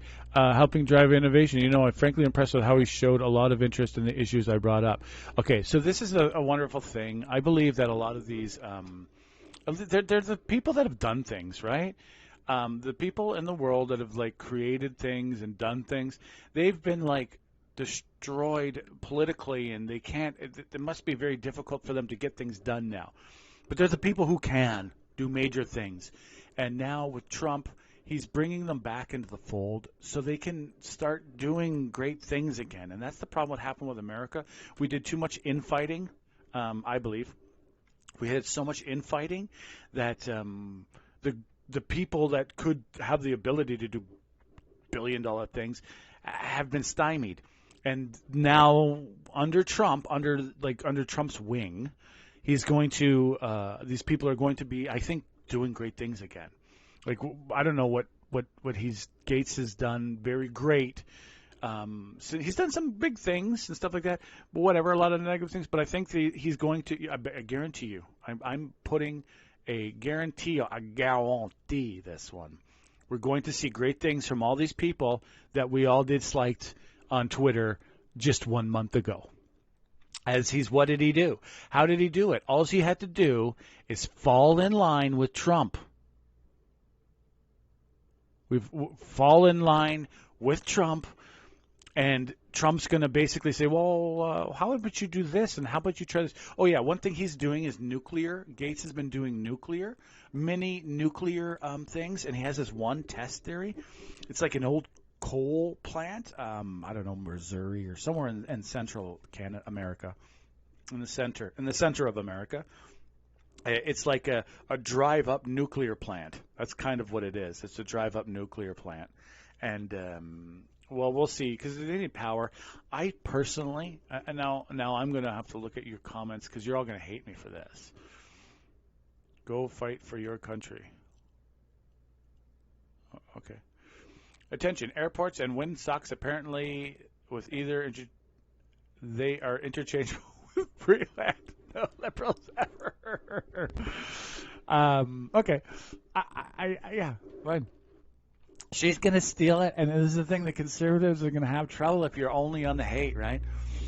My personal opinion in Canada, because Quebec has proven it, Quebec and Newfoundland, by the way, they have proven the best way to get overabundance and power is hydro. Okay, we have like these huge rivers. We have the Bay of Fundy. It's the largest tides in the world. We have the rivers. We have the Hudson Bay up north. That's just unbelievable amount of like rivers are going in there. We could make so much. I'm in Niagara Falls. Okay, Niagara Falls makes power. Okay, for here and the States. It's a super power plant. It's just all it is a fucking cliff. That's it. Just a cliff. And it's making. They just finished the last one. It's not 5-10 years now, but they just finished new lines. New power lines, and it's producing all the energy all in this whole area. Hydro is the way, and as long as it rains, you have power. We have rivers that there are no people on. It won't make a big disaster. We could make huge power plants. Quebec has they have the cheapest power in the country because they're getting freaking basically free, not free power, very cheap power. They're making hydro. I think the problem with hydro, there's a very large problem with hydro, is the projects are so big. There's no company, there's no billionaire. Elon Musk couldn't afford them. Well, maybe he could. Maybe only he could if he spent no more money on anything else. And it's because it's large earth-moving projects and stuff like that. And they cost so much money to build these things. The government has to do it, right? That's the one problem. The government has to do it. Maybe I think what should happen is the government is like the title page, and then underneath that is every company, every Tom, Dick, and Harry Canadian who wants to invest in it can invest in it, and the rest of their life they get a little bit of money, whatever, right? If it makes money. I think that's the way it should be moving forward, is hydro, because it's proven work. A whole province has more. There's oil and gas in Quebec, lots. There's quite a bit. They don't touch it because they have enough power. They actually have an abundance in power, and they sell it at a discount down to the States. If anyone remembers that one major power outage, it was because of Quebec. Quebec had a problem with lightning or something like that, and that. Unless he's talking to me, airports and windsocks. Unless he's calling me a windsock. I personally am only for one person, and it's the blue collar. I don't give a flying about an individual politician's career. And if you're like, it's not like we're not on teams here. This isn't team sport. It feels like it for a lot of people. They think, oh, they're my team, and I know. As soon as they do a dumb policy, I'm done with that person's policy. I'm not going to start touting a person when they start saying bad policies that I don't agree with, that I don't think are going to help the nation. But hey, that's good. There's 15% that want to be on a team, and they're going to be a staunch. I like the liberal way. They always have run. They have internal fighting, and they become the best way because they listen to the people more. They take from the left. They take from the right. The problem is I have not had even, and maybe I'm still going to be the case. I cannot support a liberal party that's so far left that basically hates me. Right? Hates me and blue-collar people like me for not being not working hard enough and going to university. I thought that working the trades would be good, and there is good job money in the trades and stuff like that. I just being a friend to a politician is like being friend to a boa constrictor. Eventually, it's going to get hungry, and you're the closest thing to it. You know, well, I honestly think that. Well, even Pierre, like, well, what the heck? He's a career politician. I don't see his policies on housing right now as being the best. If you think they are, I love you. All the power to you. That's great. I think you need to. If you just pat them on the back and think they're all that great, they're not going to get better. They're not going to work for the blue-collar people. Just like Trudeau won't work for the blue-collar people, the next side won't because they got support that can yell at you down. That's my opinion. And the proof is going to be in the pudding. Pierre is going to get in, unless they got some goods on him.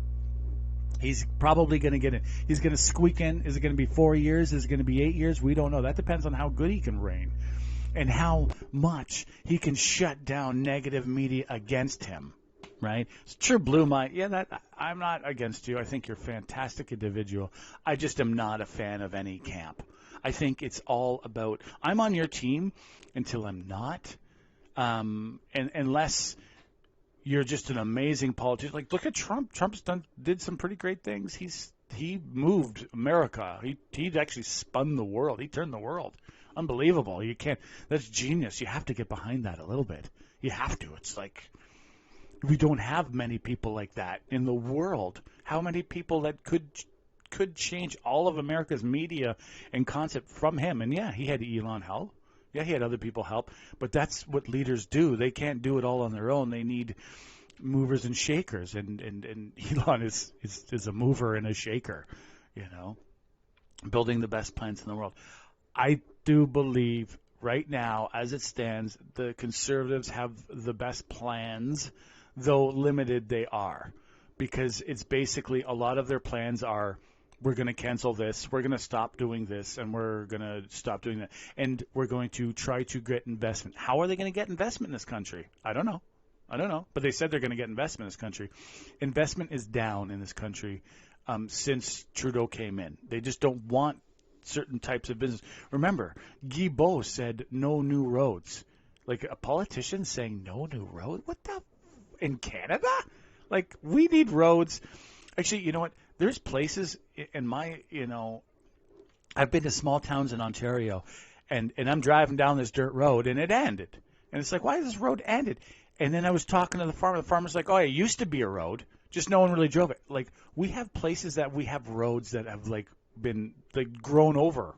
You know what I mean? Grown over roads. Like, what the heck? Because we haven't maintained it. And then we have a politician saying no new roads. How about we need roads.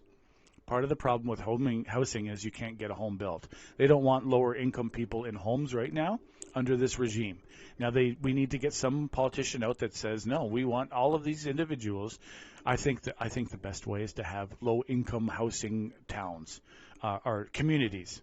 Really low-income communities. That's it. Not mix them like they do in Calgary. Have low-income housing communities that so they don't affect the other market. Because I don't want to see no one wants to see your grandparents' home value go down. That's not going to be good for them. It's their bank. So what needs to happen is there has to be a secondary on-ramp that isn't associated with it. You get a discount on it because you're a new first home buyer. You're a new Canadian. or you're low income or something like that. You can get into this community, but not mixed into the rest of the community and potentially losing everyone's home prices. And so it gives, and what we need is there used to be a step at $100,000 home, $50,000 home in our area. That was like your first step, and then you moved your way up. Well, now the first step is $1 million. Yeah, ghettos. You're right, D-Ski. D-Ski, that's what they will call them. But what is the alternative is people living on the streets, on the in like 50 to a home. That's in communities that shouldn't have that. In a community, if someone's got $1 million home and then the house right beside them, I see it in my neighborhood. There's like 12 cars in the freaking driveway. You're like, what the hell? 12 cars in the driveway. You know there's a lot of people in there when you got 12 cars. Like that shouldn't be in that neighborhood. That should be small units in it, but not a ghetto.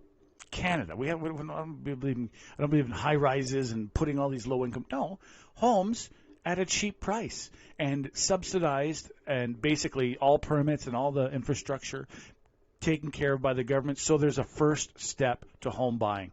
We've lost the first step. There's no first step, and they could be beautiful homes, but because of they would be in a neighborhood with other low-income houses, maybe a high-rise low-income welfare home or something, welfare home in that small community.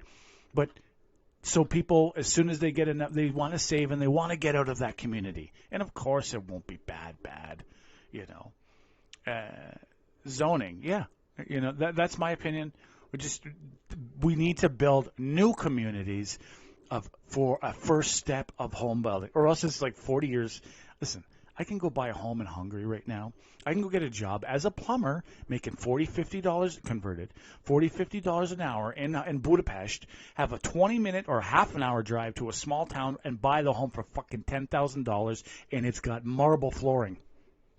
Like tiny, it would have to be raised in standard. $100,000, we'll say, and you got a really nice home in Hungary. Like, what the hell? Hungary? And nothing against the country, it's my nation. But Canada is the place where we should have it. Yeah, it's like serfdom, and this is what's coming. It's like a serfdom because you can't own a home. Because the home is gone to investor class.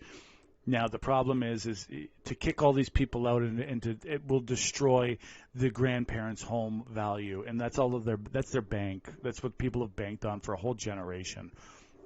So I at first thought that would be the answer, but then it's like, no, you're going to hurt a lot of Canadians, and these are the voting Canadians. It'll never happen. You have to have a new step, but none of them have said anything of that. None of them, not one. Okay, let's listen to Trudeau. Just did something. Let's listen to him for a minute.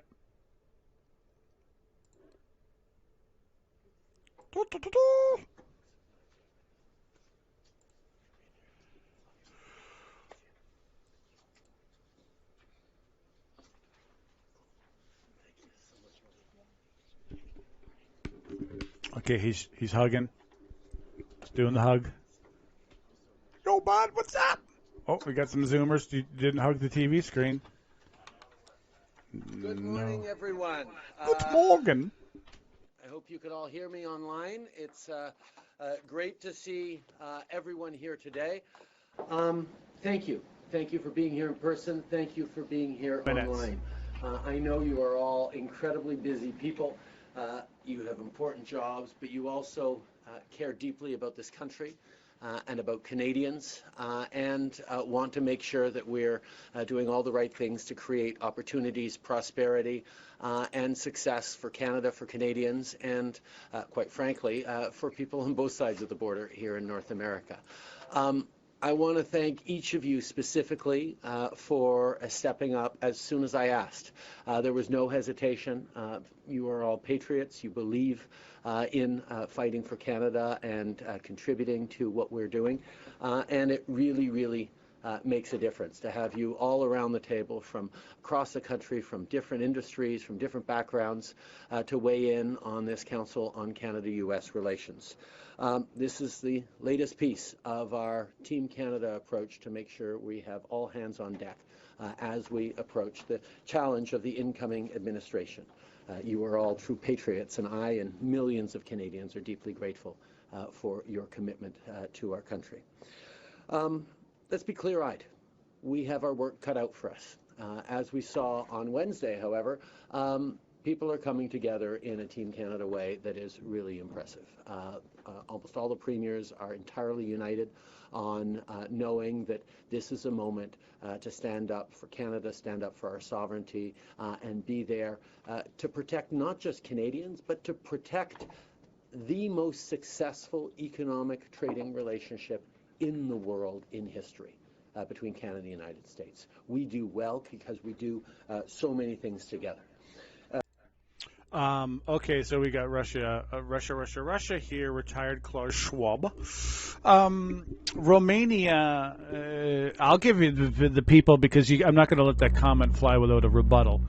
Romania had a election going on, and one person was put at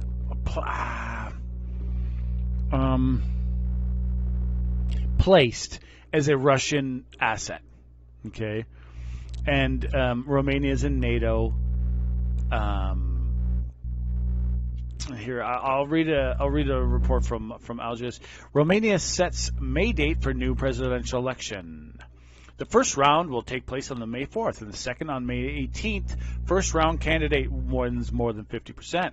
Romania's coalition government has announced that it will hold a new presidential election in May after the shock amulet of December vote amid claims of Russian interference. That's what was happening. Now, Romania is right beside Russia, and it's a poor country for Europe. Decent living standards. People live good, but most people are, And Russia, as we know, in Georgia, the Russian, I don't want to call them the bot troll farms, but the Russian bot troll farms are very good. And especially in countries that were former USSR countries, so there's a lot of Russian speakers in there.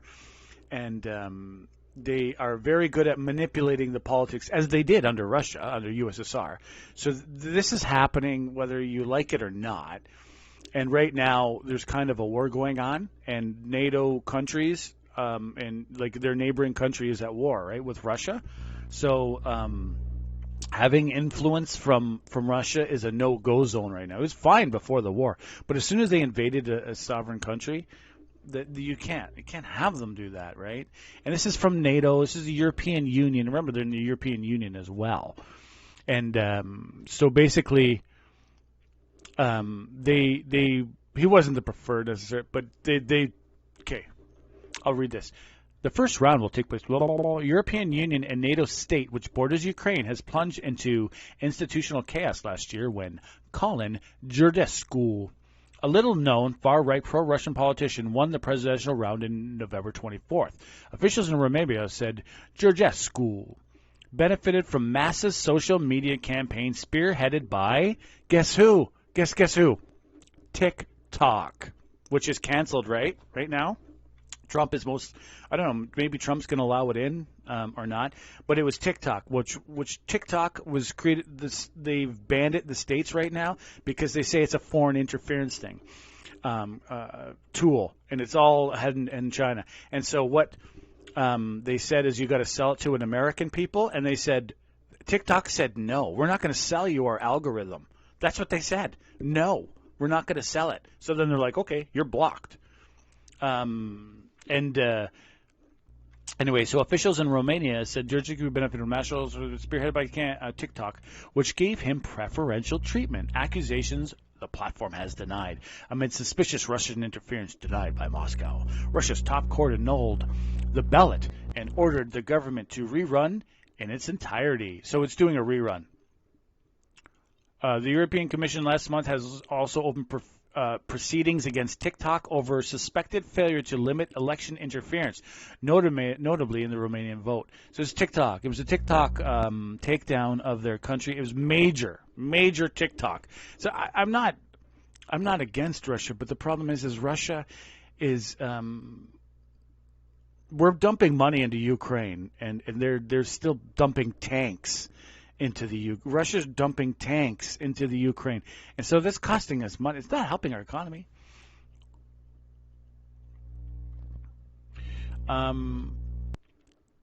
They demanded the resignation of Prince Klaus Iohannis, a liberal who has remained in office. What do you mean? What do you mean? I'm a supporter only of. I am a supporter of Pierre, but he needs to do some better policies. Snake or bite, Glenn. Conservatives, yeah, but I actually put forward, and then I paid. I was a leader campaign with the Conservatives, and then something happened, something changed, and I believe that the Conservatives decided that my help was no longer wanted, and I felt ostracized, caught out. All of a sudden I was demonetized. All of these things happened to me very quickly in quick succession, and I have a feeling it was a conservative just for like, we're against you. And so it's like, well then I got to reset my opinions. Yes, the Conservatives will be the most, in my opinion, probably be the best to run this country. But social media platforms will also be required to take down content that does not follow the rules within 5 hours of requests from Romanian election officials, or risk fines between 1% and 5% of their turnover. Okay, so this is the same thing we have in Canada. Everything is far right if it doesn't know the current narrative. No, you're 100% right. You're right on this one. They have been labeled as far right. But what happens in Canada, if you are not, what's just called the writ, W-R-I-T, once the writ drops, it's like the needle drop. Drop the needle! Bam! That's the election goes on. All bets are off. Foreign interference, any company that's not Canadian, it's even American, any news agency that's not Canadian, they have to really watch what they do on the election. They can't interfere. Before that, before they drop the needle, it's fine. It's good. It's okay. TikTok does their thing. But once the election writ goes on, they have to stop their influencing and allow, when everyone's paying attention, allow the Canadian companies that have signed up. You have to sign up to speak. If you've noticed, I pull back during election because I'm influencing hard, and I'm not a big enough company to pay for all of these. I did one time. But pay to get on the list of people who can be in influence or whatever, what have you, during the elections. We have these rules in Canada for a reason. Well, in Romania they didn't. Now they're learning, oh, maybe we have to. That's what they did. They're like, okay, foreign international companies and influence companies have to stop during our writ. It's only like a month period. That's it. That's all. That's all they did. They found they didn't have that law, so they're like, okay, we're going to put this law on, and they found TikTok algorithm was pushing an agenda, which America also found that. The Supreme Court upheld the cancelization. Trump may allow TikTok in, we don't know. But right now, as it stands, the law of America has said this company is a negative foreign influence on our elections and people. And it needs to be... they said it needs to be sold, or they're going to shut it down. That's a big deal. When you're like, this is like billions of dollars, and people make billions of dollars on TikTok right now in America. They're cutting them all off. They don't. I don't think they want to do this, but it is. They're saying it's too big of a risk. That's what I'm talking about here. He may still win. That guy can still win. But what happened in Romania was Russia is really good. Russia's the KGB, FSB, whatever, what have you. They're the best. They've always been better at it than us. And then they got a lot of talking points because these countries are dumping all kinds of money into Ukraine to save Ukraine, right? And it's hurting their people. I wonder if the WEF is pushing an agenda. Oh, yeah, they are. Absolutely they are. And they should also be not allowed. See, the thing is they don't push, like, they don't, they're sneaky. They got individuals that they take them to a nice Davos, and then they come back here with their opinion. I think that the Davos people, their opinions, it doesn't matter anymore. They've used their strength too much, and now it has to be a reset. Yeah, definitely they're pushing an agenda. IPAC took down TikTok. You can't criticize the owners. I'm not sure what you said. So anyway, it happened in Romania. In Georgia, it happened. Now there's a pro-Russian government. And it was TikTok. It was foreign interference in those elections in Georgia. It's just basically known, man. It's a fact. And if you're going to deny it, it's as if we're not doing it. The thing is we don't have companies. No, wait. The thing is, it's called a double standard. We could do it to them, but they can't do it to us. That's it. That's all. It's a double standard. We're not nice, but we're bigger. That's what's happening. Trump has presidential power to kick the ban 5 years down the road. That's right. Diski, he definitely has an opportunity. He said he may do something with it, but I don't think so. I think Trump is full of buff and bluster. But when it's going to come to the push comes to shove, he's not going to be doing something against America. He's going to make sure that company is down and bought by an American.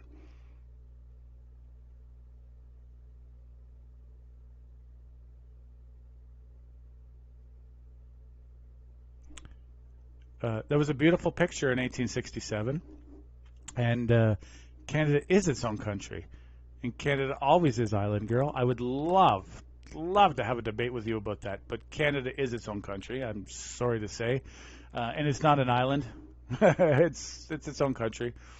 Through the monarchy, because there was a war. It was called the War of 1812. Google that one, and we won. We burnt their house down, and then we went after New Orleans, and we lost that battle. We won. The Canadians won that battle. The only reason we won is we basically stopped them. We really do. And we burnt their house down. That's why it's white, because it got burnt. They whitewashed it. That's what happened. But really, the Americans would have kicked their ass if we would have invaded them, obviously, their population. But the invasion and the war of all that, no, we won. Yay, Canada won. We have this wonderful woman who has chocolates now called Laura Secord. She took her cows for a milk, and she alerted the British to the invasion of the Americans. She went through there. Yeah, we won about. Oh, no, we won. We won that war. We won it. It was Canadians won.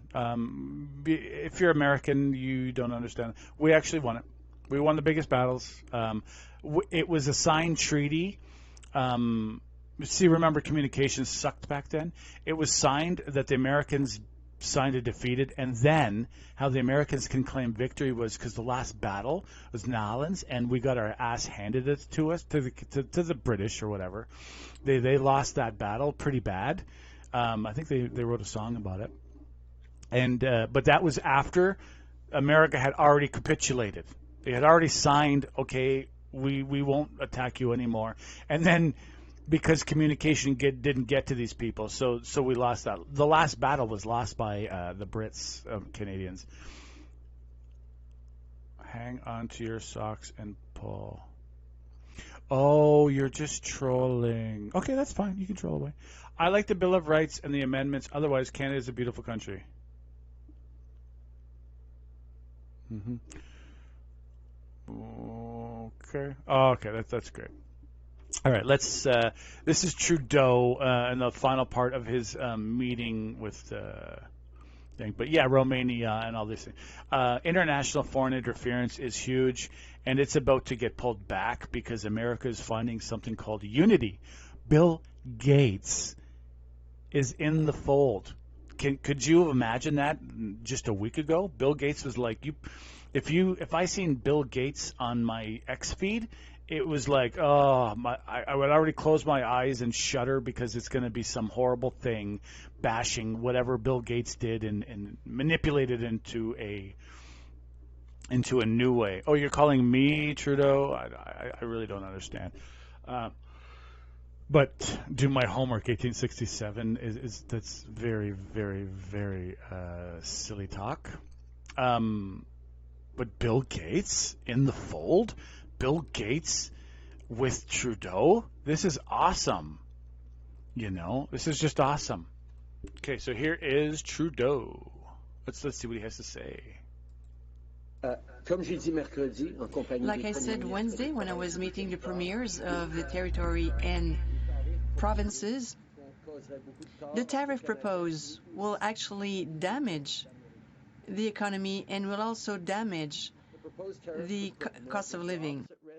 Raise prices for American consumers, put our collective security at risk, and raise costs all across the continent at a time where people, quite frankly, need a break.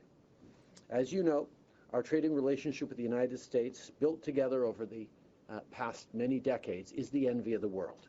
We shouldn't give that up. It is one of our greatest advantages, leading to immense opportunity, wealth, good jobs, and prosperity on both sides of the border.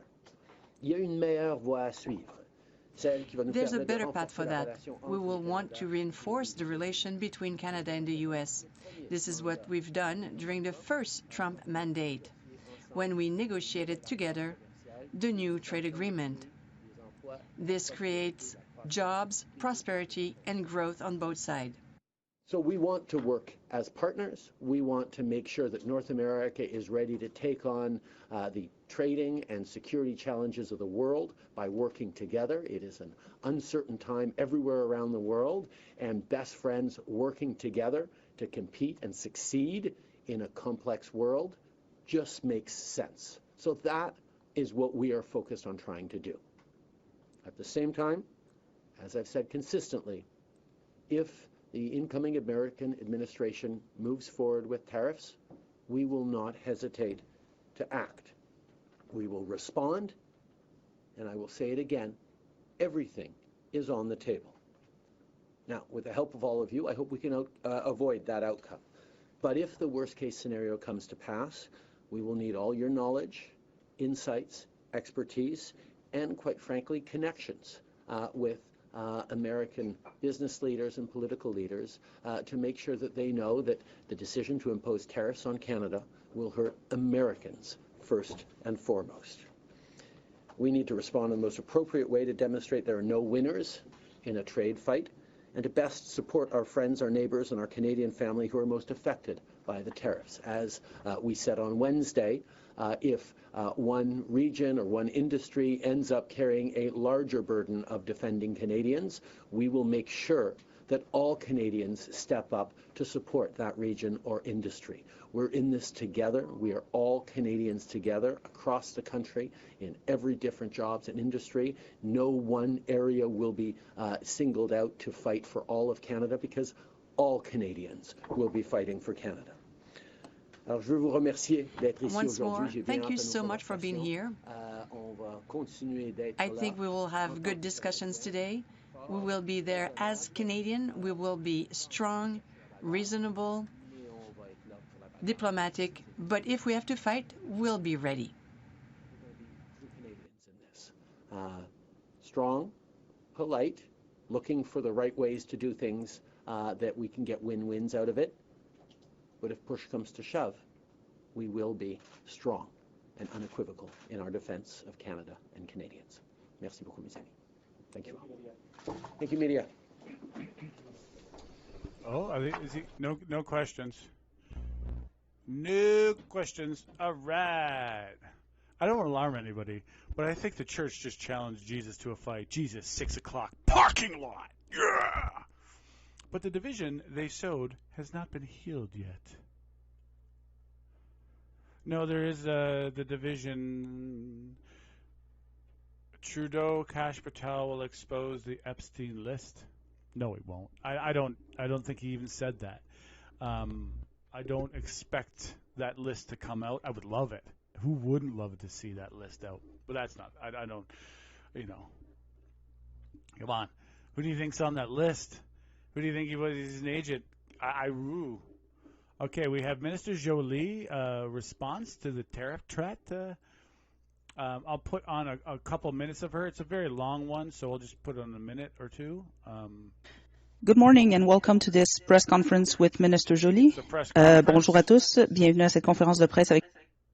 Okay, hold on here.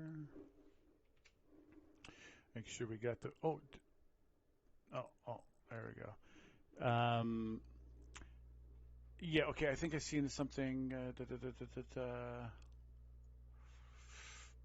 No, nothing. Yeah, so Romania is doing the thing again because they had foreign interference and TikTok was a part of it. You think, of course, the CIA was watching what was happening in Romania and with TikTok, and TikTok not realizing it, I think, overdid it in Romania, and they were watching, and they basically everything that was there was given to the Supreme Court. All their evidence was given to the Supreme Court. That's why they were shut down. TikTok, I believe it may be individuals that work within the company, and maybe Trump can get people fired and hired and stuff like that.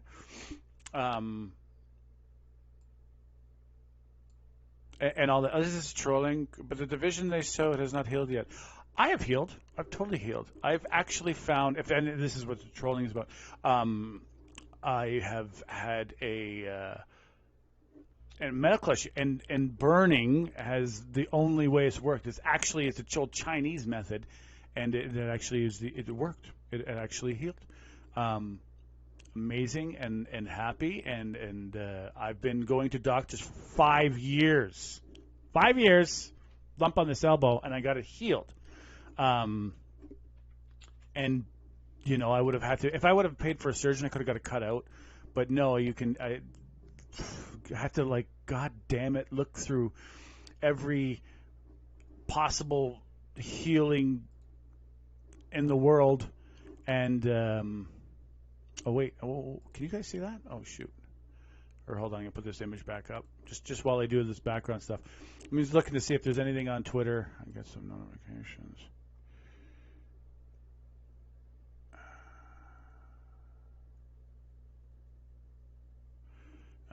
Lots of the same. Manhattan is trending on Twitter. Pro-Hamas mobs are currently blocking streets in Manhattan. Oh, this is old. This is 2 days old.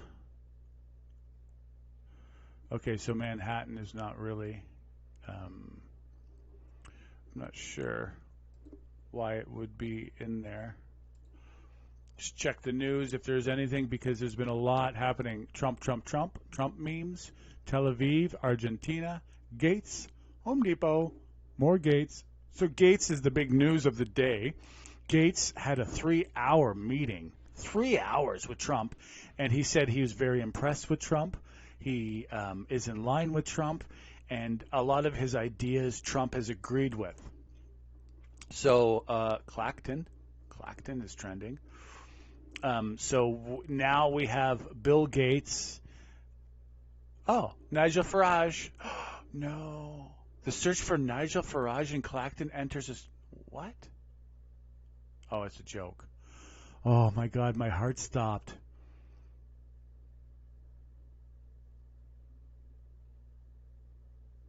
Yeah, no, I just didn't... Clacton at night. Looks actually beautiful. Pleasure Beach, all lit up. Oh, so he's in... I don't know. So Bill Gates is Bill Gates is now most likely going to help build America. Trump, what I heard, damn, that sucks. Top to socializing hair care. WEF is considered election interference, retired clause, but they are not stupid. They're smarter. No, stupid is the wrong way to say it. They are very, very good influence. Have you ever gone on a vacation? This is how they do it. Have you ever gone on a vacation and then 10 years later, that vacation still, say you went to a foreign location and that food that you ate there still brings back memories and good feelings about that place, like Mexican salsa, how they use cilantro, a Spanish onion, and tomato. Okay, so that's how they work. They bring you to one of the most beautiful places in the world, Davos, Switzerland, and you go to meetings, you eat the best food of your life, you're influenced in that way. They don't do anymore. They're not calling these people up during when the writ is dropped. So their influence is done as a vacation. It's brilliant, actually, when you think about it. It's just that's how they do it. You have that in your head. And how do you say that's in your head? Of course you don't know. That's why Pierre Poilievre, Poilievre. Pierre will make mud cakes out of 2 sliming politicians. Okay, there you go. That's okay. He'll have someone else do what you mean. You're gonna himself. He's a career politician, man. But yeah, do your thing and think that this one team is on your side. The problem is they ain't any of them really on your side until you read these policies that are like really for us. You're not. So WEF doesn't influence beyond anything. So when Pierre said none of his people can go to these meetings anymore and be in his cabinet, he has people who've traveled there in his party, but none are going to be in his cabinet. But they're in his party. There's people in his party that traveled to Davos last year, I believe. I may be wrong. In the party.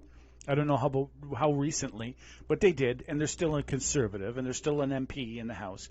But none of them that have gone and traveled there and done that vacation, that influencing vacation, and it's the best way to influence someone. You take them on the trip of their dreams, give them foods and services, and meet people they never would be able to meet in their whole life, and one after another, while they're giving you an agenda, like. That's heavy influence, but gentle, right? It's not.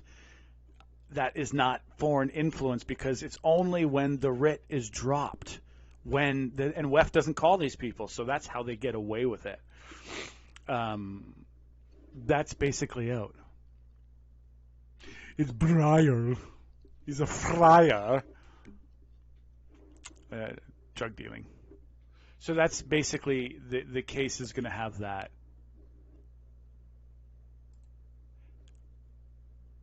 Okay. So they aren't a foreign influence. They'd have to change the law which I think they should. No politician should be allowed to go on any vacation. Yeah. No politician should be allowed to go to any vacation paid for by any foreign institute and enlist all these institutions, and they shouldn't be allowed to have any paid vacations. I know that would really suck and they hate that, but that's what's happening. A lot of countries, and America even paying for our politicians' vacations is not necessarily good. But America, of course, would be. I think it would be okay. You allow certain countries, all NATO countries, obviously, could pay for our vacation, or influence our politicians with free vacations. Though I think that there should have to be declared. And in the news, CBC, because since we pay for the CBC, they have to report it.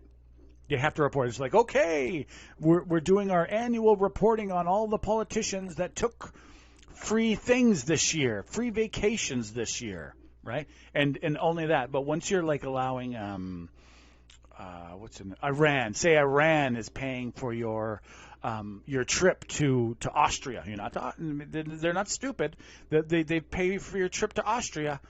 Right, that has to be blocked and denied. And though it's not on the political writ, it can happen.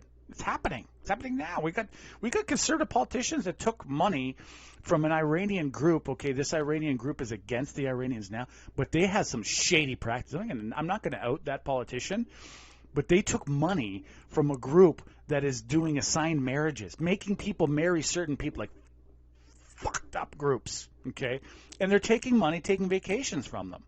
And Taiwan is should be okay because Taiwan is kind of on our side, right? And they're just trying to save their country from being invaded by, which is most likely going to happen. They don't need to call them to interfere. They are the same club. Yeah. It's the same club. I think that there's a part of it. I think that WEF has a heavily undue influence, and it hasn't been. I almost am okay with it as long as it's declared and reported on. But our media has not done a good enough job. Our big media hasn't done good enough job, I believe.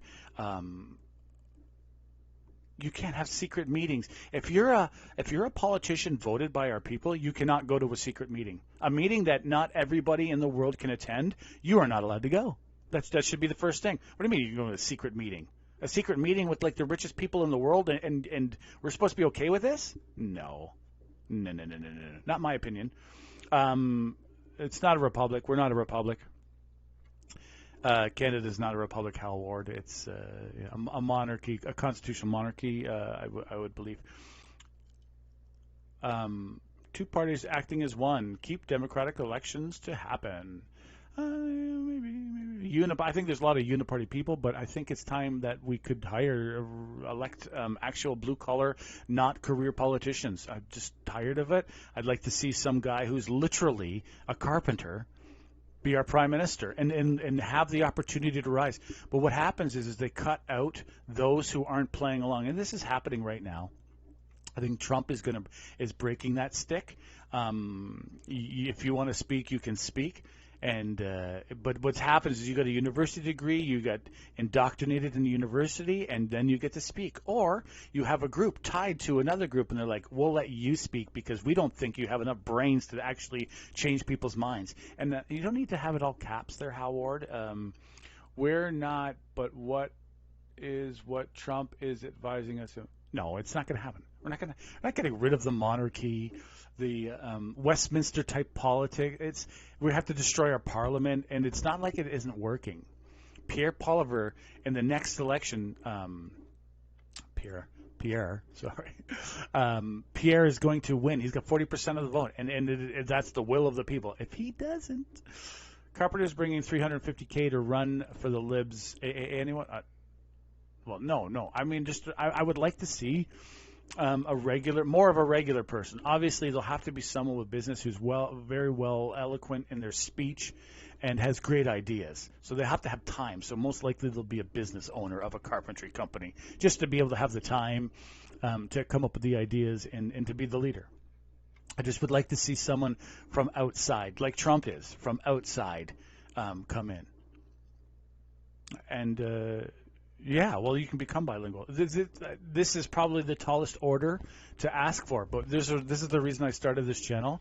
And 5 years ago, when there was only me and one other person there, talking politics, and the odd person would come in and be like, "Why are you talking politics?"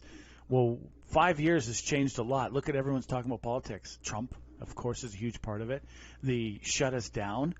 Made us stay at home was probably the biggest part of everyone paying attention to politics is basically that. Okay, let's listen to Jolie. She is our foreign minister, and I don't care if you don't like her. She has a position who will change things, and we are not in an election yet. So what she says, it matters because she has a job, right? And she's you don't need to like her or like her policies. It's just, to me, you can learn. I do agree with you. I just don't see the parties opening up. I don't either. 3S, I don't see you, Edmund. I concur. I do not see them doing it either. But it starts with the people. It starts with the chat. It starts with people like myself, and I'm not going to be it, obviously. But people like myself who are advertising for that type of politician and not just the one who can yell and scream the loudest. That's not going to work. It's not going to work. It has to be someone with real ideas who loves the country, who hugs the flag. It can't be just the biggest hater. And that's what we have right now, and that's a trap. That's basically the trap that WEF has given us. You're going to be they will elevate you if you can be the loudest idiot. And that's what's coming, and that's what I read. Good morning and welcome to this press conference with Minister Joly. Bonjour à tous, bienvenue à cette conférence de presse avec la ministre Joly. Nous allons commencer sous peu. Veuillez noter que la ministre doit absolument partir à 9h45. We will start. Well, she is the most attractive foreign minister we've had. Like, oh my goodness. Oh, oops, I didn't say that. Madame Microphone was off. Merci beaucoup. Ça me fait plaisir de vous voir aujourd'hui. Hi, everybody. I'm on this press conference with you from the embassy in Washington. I wanted to update you on my meetings I had yesterday and what we're doing also today in Washington. So we are implementing our plan, which is threefold. The first one was, of course, to work on preventing tariffs. The second one was to make sure that we would be preparing a response. And thirdly, working on our long-term response, which is basically diversify our markets and also making sure that there are no trade barriers between provinces and territories across the country. So in the context of this plan in Washington, I've been working on the first phase, which is preventing tariffs. I've had very important meetings, particularly with key Republican senators, the first one being John Thune, who is the Senate Majority Leader. I also had meetings with Lindsey Graham, which is very influential on the Hill here in Washington. And I met also with the chair of the Foreign Relations Committee of the Senate, Jim Risch. I also had a meeting with Democrat Senator Jeanne Shaheen, who is also on the Foreign Relations Committee. And I had also a meeting with Tony Blinken, who is the outgoing Secretary of State, as we all know, who's a dear friend. Throughout my meetings, what I've done is really to explain what was at stake and how much the Trump tariff tax would have an impact on consumers on both sides of the border. I'm also in daily contact with many key Republican leaders that are involved in the administration of President-elect Trump. And for reasons linked to the fact that not all of them have been confirmed, a lot of them have asked me not to talk about it publicly. And so therefore, I'll keep these conversations private, but of course, these conversations are also very important. So I'm here to answer your questions. Just let me speak in French just a second. Bonjour tout le monde. Je suis ici à Washington pour parler de notre plan. On a travaillé sur un plan qui est en 3 étapes. La première, c'est préparer notre réponse. La première étape, pardon, c'est de prévenir les tarifs. La deuxième étape, c'est de préparer, bien entendu, notre réponse. Et troisièmement... Okay, so she's speaking French. Liberals, copying Pierre. Never have I... Non-liberals talk after meetings. Okay, I'm sorry, I don't... Je ne comprends. She's, well, she's saying fighting. So she's doing her French speech. It's pretty loud on me. But basically, we're going to see a battle of the wills. And it's creating a unity. Trump is good at creating unity, and he's doing it away. I had a boss that did it. We all fought against our boss, and he, of course, had the power, and just like Trump. And it created a unity amongst us. Oh, you like her French? Oh, okay. It's pretty good. It is pretty good. A lot of people get frustrated. What? Okay, so here's more of her. She's just about done. Toutes ces rencontres-là, j'ai parlé à quel point les tarifs et la taxe de Trump sur les tarifs, la taxe Trump des tarifs serait vraiment problématique et elle aurait... The tariffs are going to be very problematic to our country, 500,000 jobs potentially. We have to be very close attention to this. I honestly don't think he's going to do that. I think he's just starting a negotiation by creating a unity. Unity with North America, right? You fight, if anyone's gotten a fight with someone and became friends with them, it happens. In the 90s, we used to do honest, normal fights one-on-one. And I fought with a couple of people and became friends. Oh, back en anglais. Okay, she's back in English. Thank you, Minister. If you have a question, please use the raise hand function. As usual, one question, one follow-up. Si vous avez une question, veuillez utiliser la fonction main levée. Comme à l'habitude, une question et une question de suivi. Raymond Fillon, la parole est à vous. Merci et bonjour, Mme Joly. Bonjour. À la lumière des conversations que vous avez eues ces dernières heures, vous et vos nombreux collègues du gouvernement fédéral, oui. Vous attendez à quoi de M. Trump la semaine prochaine? Est-ce que vous avez une meilleure idée de ce qui guette le Canada? Je pense qu'on doit prendre le président Trump au mot. Je pense qu'on doit toujours prendre au sérieux ses menaces. Et donc, par conséquent, on doit être prêt. Mais également, ce que je remarque sur la colline parlementaire, c'est qu'il y a plusieurs des décideurs républicains qui ne sont pas très au courant de l'impact des menaces et à quel point le Canada aurait des leviers qui auraient un impact sur les Américains et donc nécessairement sur eux comme politiciens. Et donc, mon boulot, c'est de présenter quels pourraient être ces impacts-là et à quel point ça pourrait être au détriment des Américains. Et je vous dirais que la réaction est vraiment un mélange de surprise et en même temps de prendre les Canadiens très au sérieux.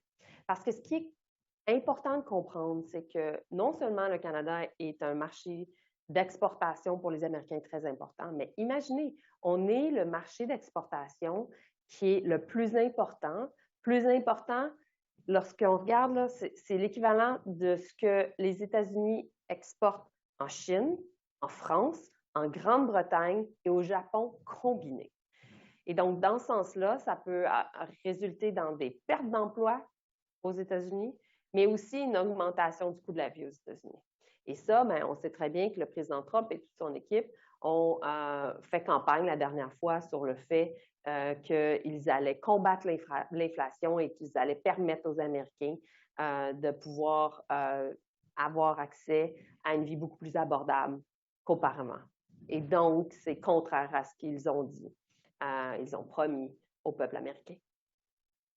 Donc, est-ce que vous quittez Washington aujourd'hui avec l'espoir que le Canada va s'en sortir et va éviter ces tarifs-là ou vous demeurez toujours incertaine? C'est un gros point d'interrogation pour vous.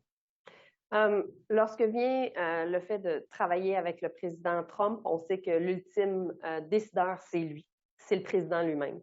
Alors, on doit prendre rien pour acquis et on doit se défendre. On doit être prêt et c'est exactement le travail que je fais ici à Washington. Donc, on donne beaucoup d'informations. On va être prêt aussi pour s'assurer que les Américains eux-mêmes sont au courant que le président Trump est sur le point de les taxer. Merci. Next up is Tonda McCharles. Please go ahead. Tonda from Toronto Star. Hi, Tonda. I can hear you. Great. Thanks. Minister, I wonder if you could speak to word that Chrystia Freeland gave us today that if Canada were to do dollar-for-dollar counter tariffs against a 25% tariff from the U.S., that it would bring basically in $150 billion in revenue to the Canadian government. And since your government hasn't taken this off the table, could you speak to, I guess, what would be the impact on Canadians of that strategy counter tariffs and making other U.S. imports expensive of those higher prices? And how would the Canadian government use that kind of revenue? Mm-hmm. Well, we know that when we impose tariffs, these are revenues that go to the Canadian government. We also know that, meanwhile, things become more costly across the country because of the fact that Americans are imposing tariffs on us.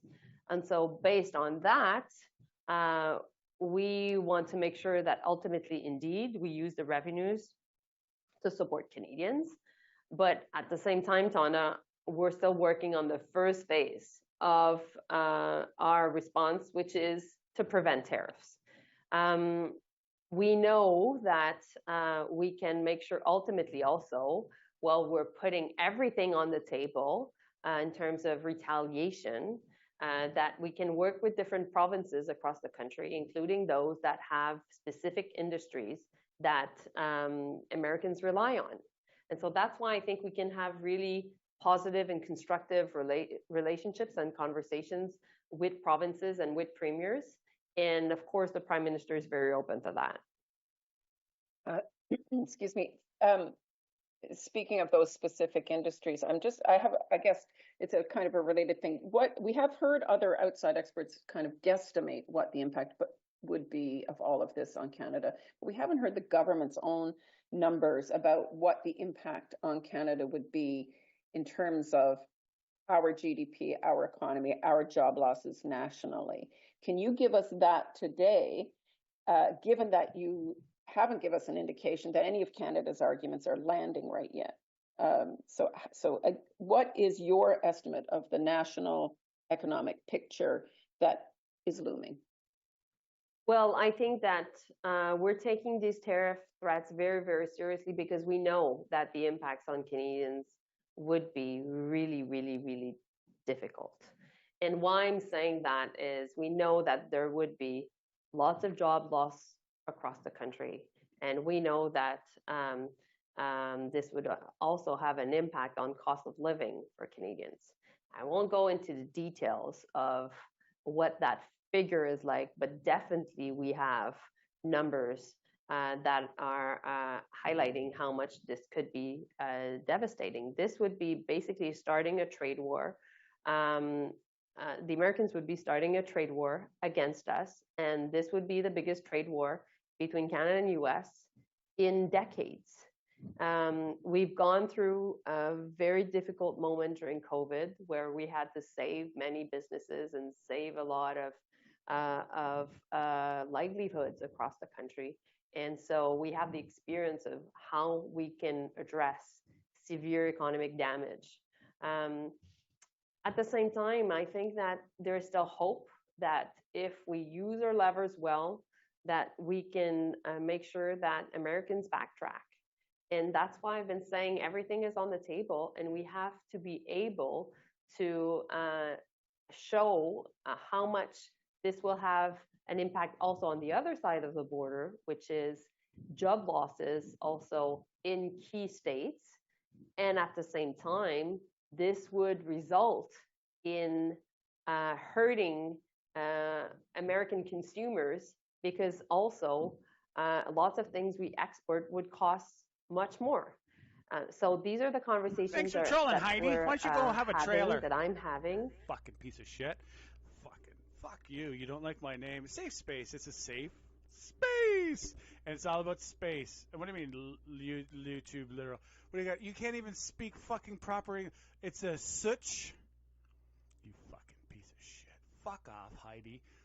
Heidi Ho. What are you sprechen de Deutsch? Da? Futznaya? Da? Ford with a Vector toolbox. Yes, sir. You know what? One more comment. You can get the fuck off this channel. You fucking piece of shit. You don't like my name? Go troll somewhere else. Like I was saying in French, Atana. Fucking drug dealer. No doubt. No doubt. A lot of senators are very surprised by the numbers we're giving them. A lot of senators have never heard about this Trump tariff tax. And a lot of them are understanding a bit more what would be their impact on their own constituency and how much this would go against a promise they made and President-elect Trump made during the campaign, during the elections, about making sure that the economy and life is much more affordable for Americans. So that's why I think that we need to continue to press people on the Hill in Washington and across the U.S., including key governors and state representatives. Thank you. Next question is from Stephen Chase. Please go ahead. Hi, Steve here. Can you hear me? Hi. Yes, I can hear you, Steve. Go ahead. So we've been making the case to the Americans for about 6 or 7 weeks now, and there's nobody, I think, in the world of economics that argues otherwise. The fact is that tariffs would increase the cost for Americans. Okay, so there ain't just anything. This is how what's happening with our media and YouTube. There's people that come and troll your station, and there's only a few. It's a very small percentage. Thank God AI is back, and it's having enough of you people that come and control a station and then just talk blasphemies about someone. It's a new form of control, and basically these are the liberals. These are liberal type people that are in power, and they're all getting shifted out. But what they do is they pretend there's something they're not, and they come and troll your station. And then they tell you this and that. And then they make up some bullshit against you on some other channel. It's all over. Your idea is over. The border's closed, and you're not going to have much money in it. Yeah, Heidi the tool. Yes. I really have no time. Virus and threat protection. And that's the thing. The people that you criminals have zero integrity. Okay, this is most likely, of course. No sense of eel in their spine. Okay, so I know what you're from.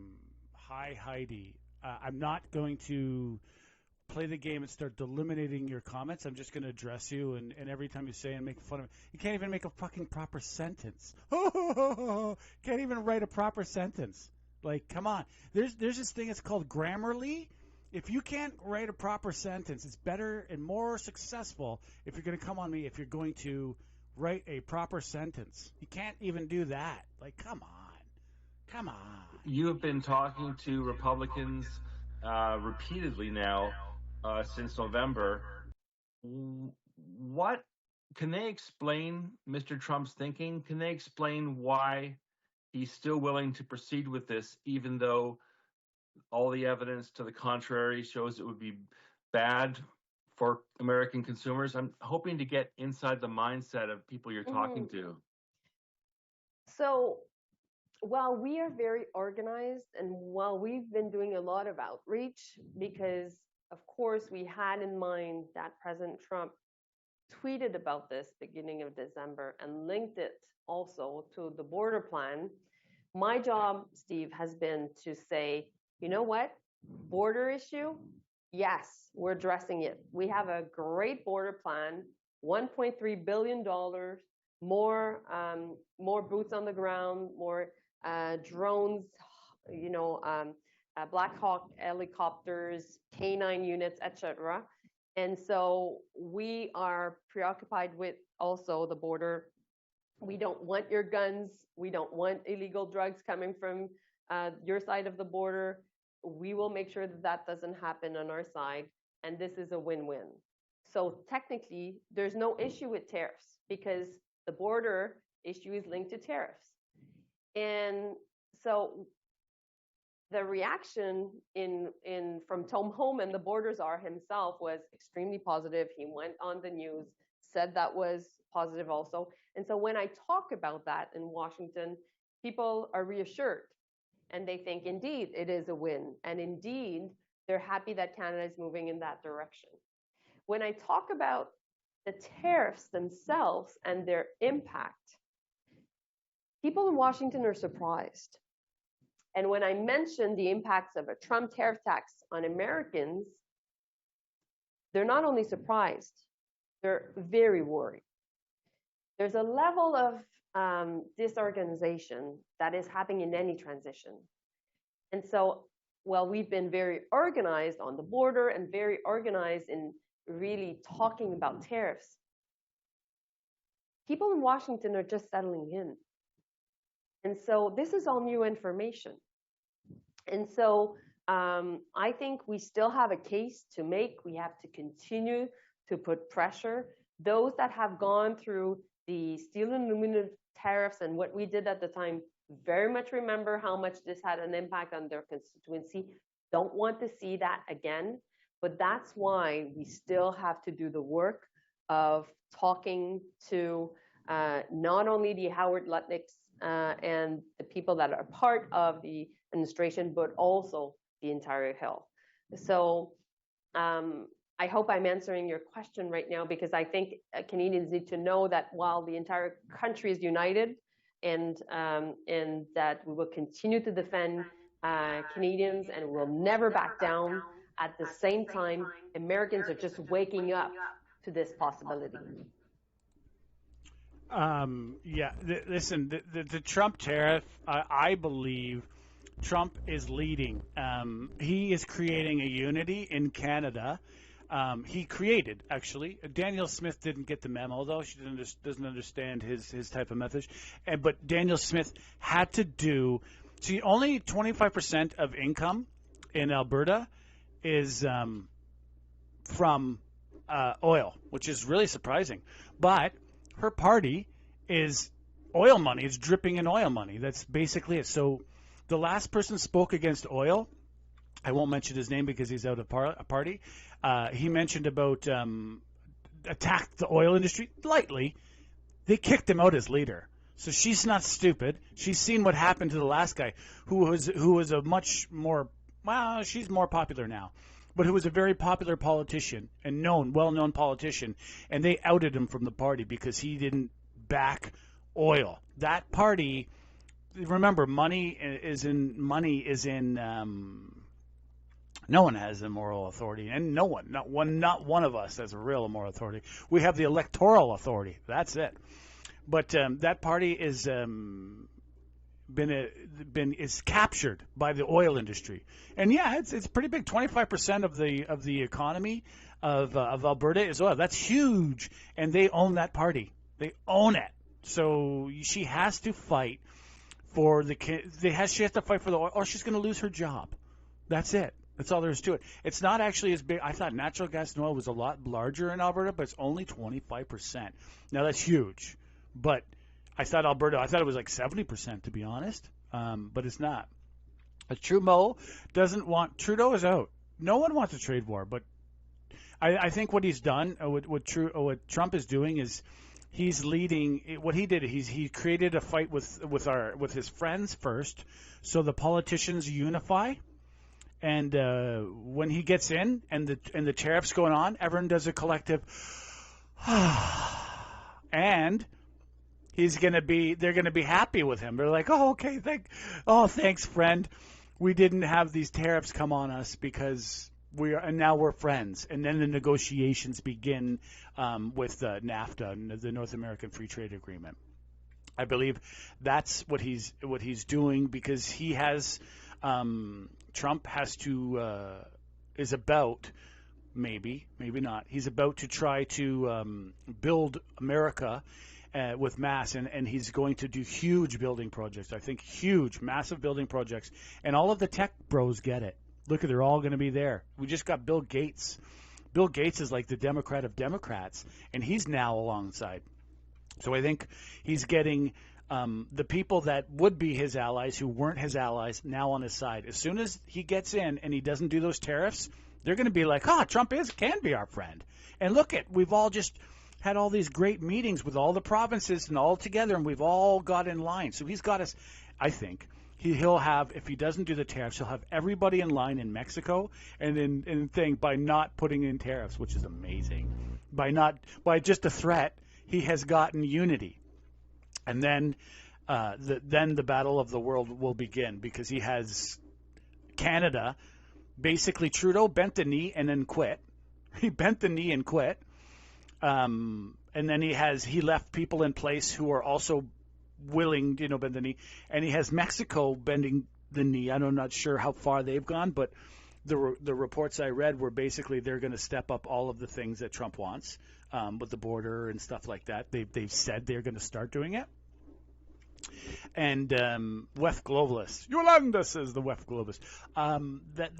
Would have to be. I think there's a list. Isn't there a list of? I think there's a list. Yeah, they're the people who got voted in. I think WEF is a boogeyman. Is not as powerful as people think. Though, hey, we don't believe that our policies of the left have been correct. I think the policies of the left have been disastrous by bringing up home prices and basically taking out the home price for anyone, you're 20, unless your parents got money, you're not getting a home until you're like 30 at the least.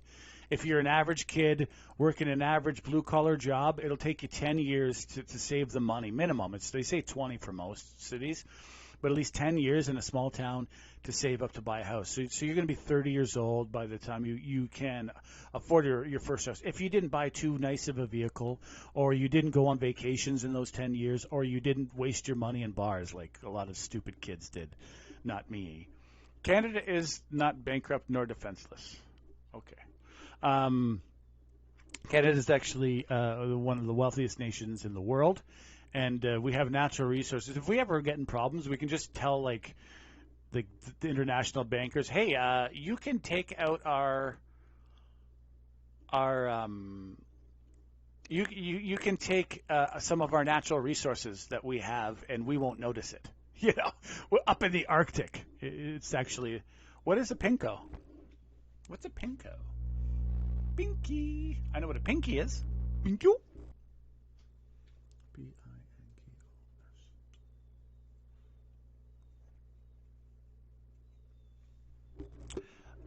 It's a derogatory, a left-wing or liberal views. Oh, yeah. The left has had what I think we're not $1 trillion in debt.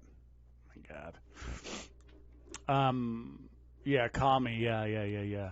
And this is what I always say is my reason, another reason, major reason I want the blue-collar people in this. I believe that we will probably go communism because the blue-collar people will demand it if they continue to make the problem so big. And that's why I really would like to see no, it's nothing. And we're not, that isn't, it is huge. It's huge. If we continue to allow it, we're going to demand it. And then once you go communism, there's no more voting. Then we don't get a vote anymore. And so that's what's scary about communism. We have to actually fight like hell to keep our foot in politics, to keep our monarchy, constitutional monarchy, to keep the republic working, or else eventually that will be the end. It's happened everywhere. That's how it happens. They make the problem. There's actually a really horrible speech in 1957 that was done. This guy did it, and it's been happening. He says, make our debt so big, make these huge policies so much, and then the people will demand it. And, you know, we'll blame all the rich people, but the rich people will take over. Yeah, that harbor.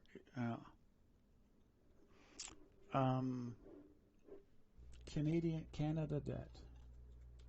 I'm going to look up Canada national debt because it seems that it's high, but maybe you're right. I hope you're not. That's really what it is. What is Canada's national debt? Oh, you are not right. So who said it's $1 trillion? Huh? You are wrong, buddy. It's $2 trillion. $2 trillion. According to a study by right-wing think tank Fraser Institute. So, yeah, it's $2 trillion. I believe in a centrist type of government. You steal from the left and you steal from the right. Because once you have hard right politics, they're very cold, hate-filled people a lot of times. And if there's not jobs available, and if you don't have economy that's booming, the right doesn't work. It just doesn't work. The reason why we have social safety, whatever you want to call it. Yeah, $2.1 trillion, according to the Fraser Institute. So you were wrong, but you were wrong. And your point wasn't strong enough. Awful. Yeah, that's the hard part. The right, if there's no jobs, well, the right doesn't work because what the wealthy people just it turns into what happened in Europe when everyone fled here. The wealthy people just abuse the poor. You know, they make them do work unbelievable hours and horrible things. There used to be things called debtor prisons. So people would put others in jail, like real limited prisons, and they put whole families in them. The kids could leave, but they would have to live in a prison because the wealthy controlled everything, and that's hard right, okay? That's what the right believes. Well, you owe debt. Yeah, well, you gave these horrible policies of loans that no one could pay off, and no one can change the laws because you own all the laws. That's the right to the extreme. Pierre is nowhere near that. Nothing. And then the left to extreme is the CCP, right? You see, that's exactly what that's Kevin Spence. That's what they say. Social safety. That's can we even afford it? That's what they say. I have no clue. Or else you go communism. And you know why communists came into power? Because the right got so powerful in China. The right was, if you guys know, it was the century of humiliation. Basically, there was a few people that were leading China, and the people were starving. They were selling they were selling meat in the market, like literal human meat in the market. Okay, going for nothing, human meat, openly. That's what was happening, okay? Because the elites had it, and then the people at the bottom, who are the majority, they had enough. And then they started killing everybody. It was awful. It's disgusting. It's horrible. I don't want to see that in Canada. We have to fix our system with a little bit of social net, not too much. Canada, no, I'm talking about in Europe, Kevin Spence. In Europe, they had debtor prisons when everyone fled here. When communism came in, it was basically a hard right thing. And Yolanda, they want to make it 7 day. Yeah, a 7-day work week. That's what they do. That's hard right. When the elites who own everything, that's what they do to the people. It's happened before. Happened in Europe. That's why we had so much population come here. It's not like this is new. So the only way to keep I believe, the right and the left fight each other in America, and that is the only way we keep democracy. If you go too hard one direction, it's bad.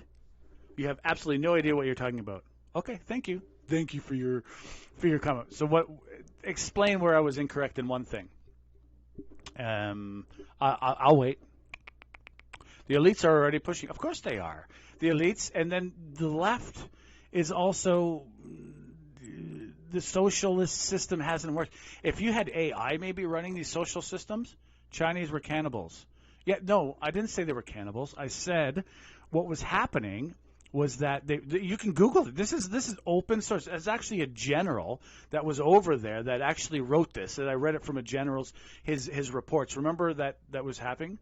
They were selling meat in the markets, and I didn't say they were cannibals. I was saying they were selling meat. They were starving. The people were starving, and meat was on the market. Like they were like people dying in the ditches. They were in the ditches, and they were selling it before communism came in. The communism doesn't come in because everything's all dandy. When Canada is truly liberated, we will deny the national bullcrap debt, a grift from the graft, and erase it completely.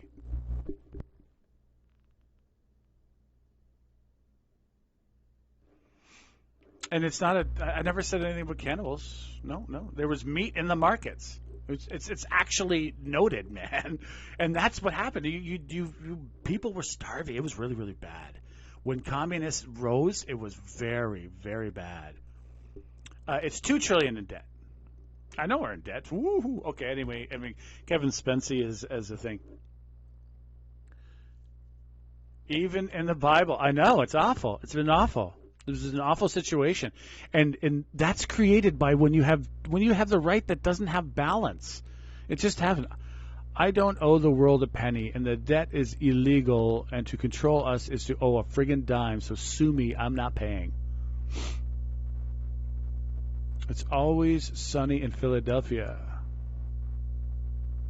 I don't know what you're going to just go on a. I saw it on Google. No, I actually read it. It's a general report. I can pull it up, but there's going to be no convincing you. You're just here to troll. But I really appreciate you. Keep commenting. You're helping with the algorithm. I don't think I have much more to say. Okay. Unless you get something good. As a follow-up question, again, you've been talking to people for 6 weeks. What's your best guidance to Canadians for next week? Should Canadians be bracing for tariffs? We have to be ready. There's a level of unpredictability that is linked to Trump and his administration, and therefore we have to take the threats very seriously. We have no other choice. So that's why I'm here preventing tariffs and working the Hill, and I think having an impact that is really important, and particularly I must say with John Thune, who's a very senior Republican, and Lindsey Graham and Jim Rich, the reaction was unanimous. Basically, American senators themselves are saying, we don't want this. And so I think we can make sure that we have more allies. I think there's still a lot of work to be done. I think that I'm calling on business leaders, premiers, everybody having a relationship with Americans, and we know Canadians have so many of these relationships, to be united, because this is a defining moment, and there is clearly a chance for us to have a say in what President Trump will do next. And meanwhile, we just need to be united, because if we need to retaliate, we will do so, and Americans will discover Trump terror attacks. Thank you. We will take one last question. question. It was a famine. It was a famine, so I'm going to bring it up because I know I shouldn't, because everything. It was a famine, and it wasn't government sponsored. It was just happening in markets. Yeah, he said, I never said we were a republic. I'm fake. Okay, oh You're going to have to go. Tariff's going to break up Confederation. Plus, you said we were. I never said we were a republic. I never said we were a republic. Okay. You're just making up crap now, and you're annoying. Episodes of cannibalism, China. During the Cultural Revolution of 1966 to 67, multiple cases motivated by hatred rather than hunger seem to have occurred. And that was the latest one. And for medical treatment, the way to find this, there was the century of humiliation. There's a lot of documentaries about it. It wasn't something that people were happy. It was a famine.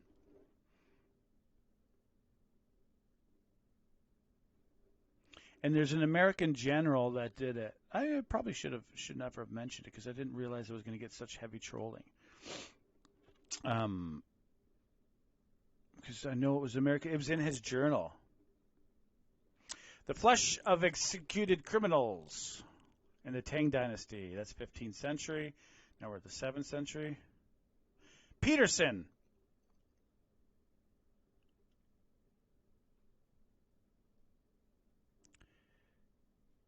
Yeah, General Peterson. He was out there, I guess. Observes that people generally seem to have had fewer reservations about the consumption of flesh that one might expect today. Well, yeah, he saw it in the markets, and he wrote it in his journal. He was an American general.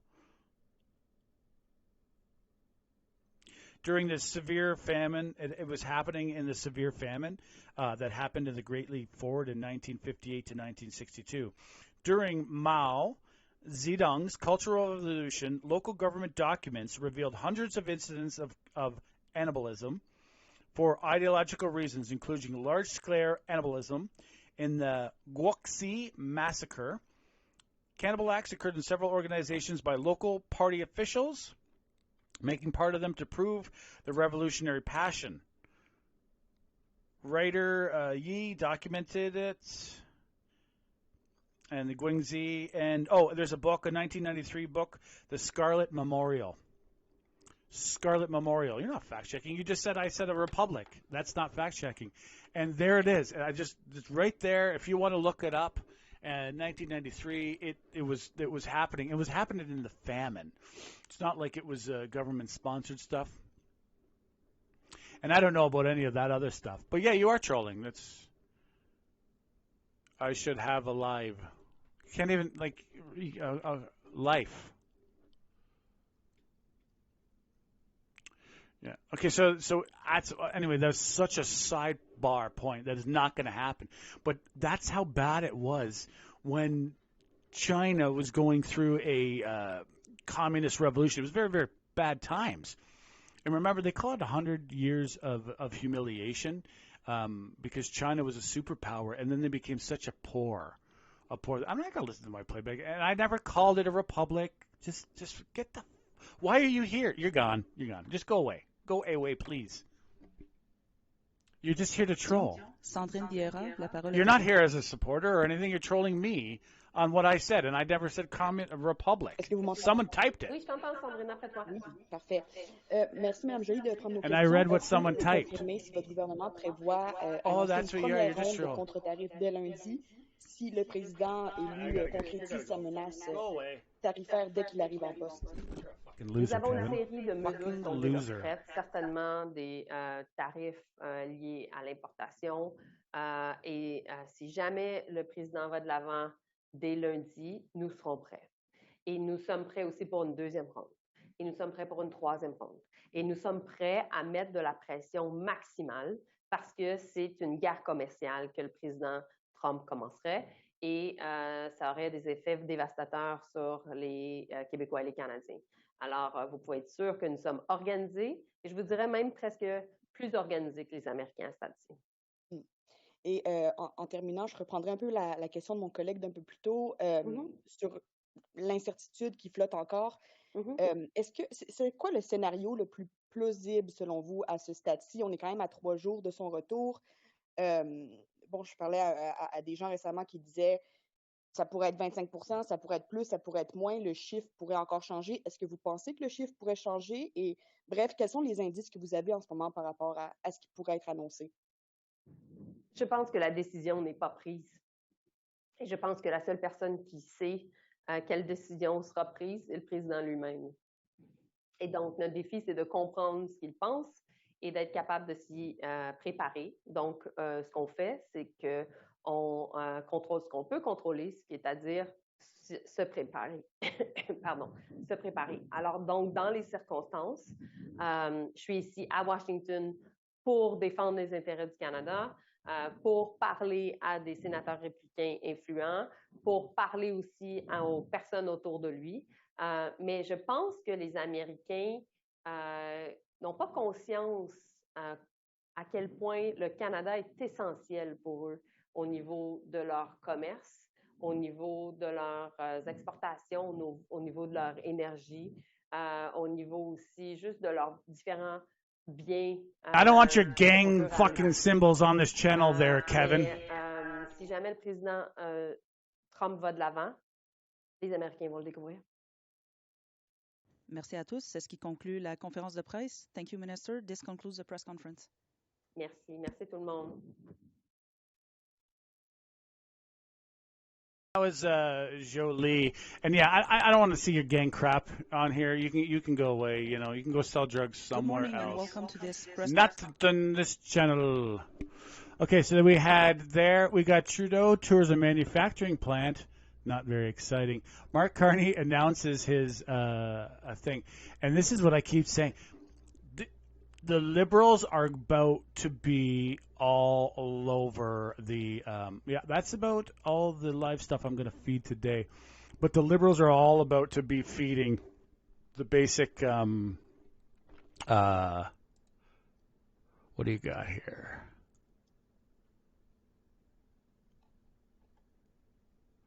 All the news is going to be them. We got some let's see what we got.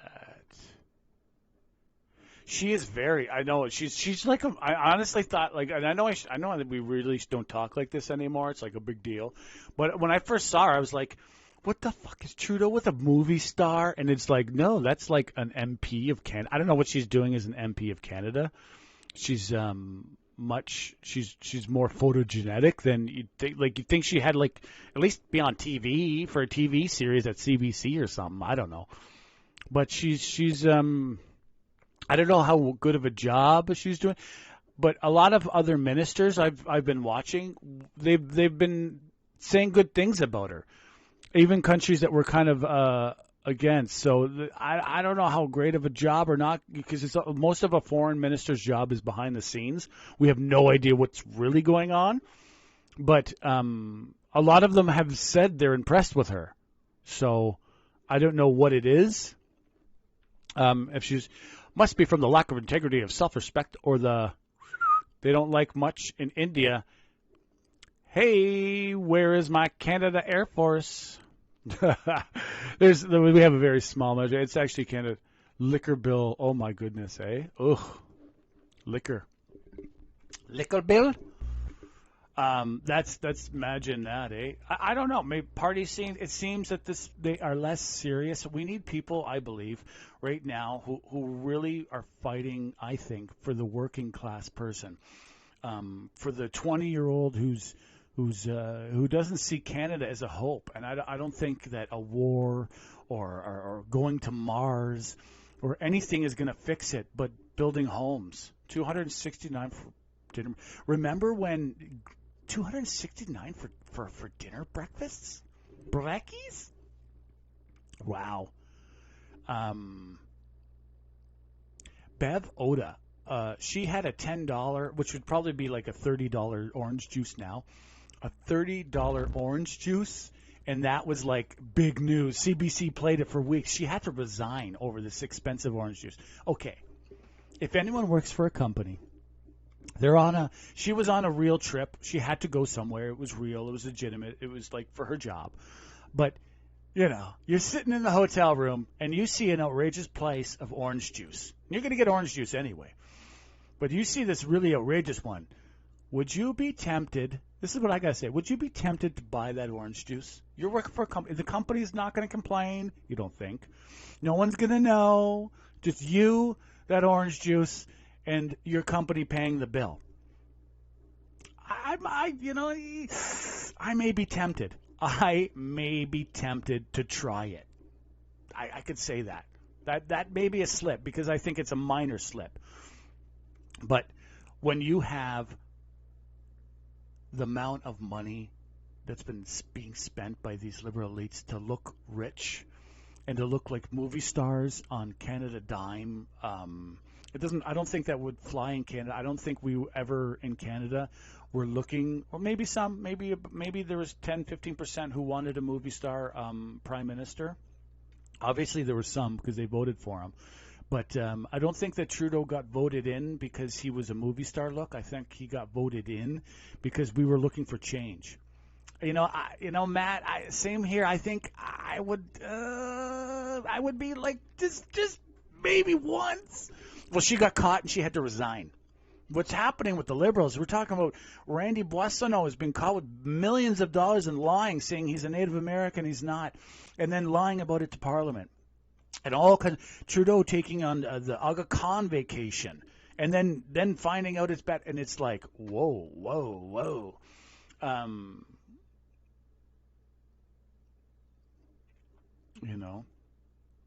don't see them. I don't think they.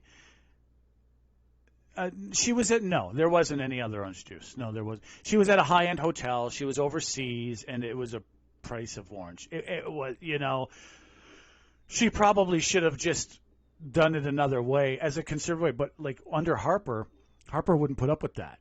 Harper was like, "Oh my God, you made us look bad. You're gone. Per diems, yeah. You're gone.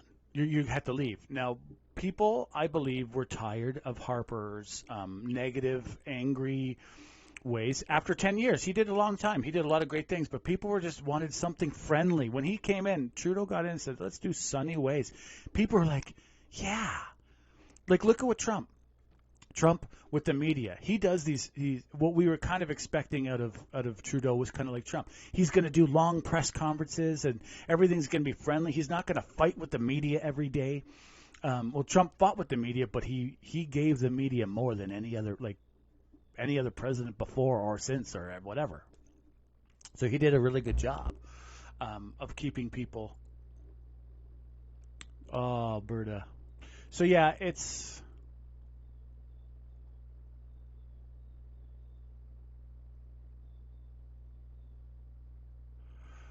People think. Explain to me why Alberta needs to stay in Confederation. Oh. Yeah, make Alberta great again. It's Alberta politics are the blue-collar person, right? Because Alberta, if anyone who's ever been, thanks for liking, subscribing, commenting. If anyone's been to Alberta, they have nothing. Like, I couldn't believe it. I was so surprised. I'm like, I'm in like their capital city, and there's like not many places to go shop. They just haven't, they had a very small population, and they had basically everyone went there for jobs when hit the fan in Ontario or BC or Quebec or the Maritimes. They just went there. But once the oil industry went down because homes were outrageously expensive because it was a boom and bust, people left. So Alberta didn't have this population growth. So when I went there, when it was a big construction boom, I couldn't believe it. There's like no infrastructure. There's like these malls are packed. Why do I got to wait in line at a bank for a half hour? Because there wasn't enough buildings. It was unbelievable. Now they've built a lot. They've built it a lot more. They were building things that were called new communities. They were naming new towns. I'm like, that's unbelievable to me, because their population was really low. It was mainly oil. But what's happened since in the last 15 years since there's a larger population growth, there's been a very large boom. There's actually other industries that pop up, and it's not just all oil and gas. And so there's a big bit of change in where the economy of Alberta is, and thus that's why they had, for the first time, an NDP government got voted in. Now that was a shocker to a lot of people, the policies they ran, but they never would have had that without that construction boom and the mass amounts of Quebecers, Ontarians, and Albertans. Atlanteans and BCers that migrated there and then stayed. A lot of people, more people stayed this last round than before. But they had to build it. Who are you to wave your finger? You must have been out of your head. That's a good saying. Wave your finger. You must have been out of your mind. Tool. You Tool. Yeah, you call me a Tool? You should put air quotes on that. You didn't make that line up. But Alberta has changed. It was blue collar, oil only, and now it's become more like the rest of the country. Not 100%, of course. The rural parts, it's still very staunch conservative. Religion, the cross, and if you swear, get the hell out of our town. Trump was hilarious. Put the nasty reporters in...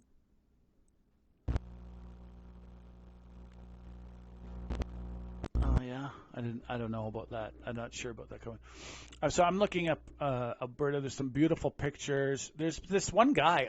Who is this guy? Some proud guy. Berta. He's been all over it. And that is Danielle Smith's job to speak for Alberta's oil. But Alberta, and why? See, Alberta has always been the blue collar. But like I said, 5 years, 10 years from now, it's going to be, it's actually changing slowly. But conservatism is the bastion is Alberta, and that's the wonderful thing about Alberta. It's a bastion of conservatism.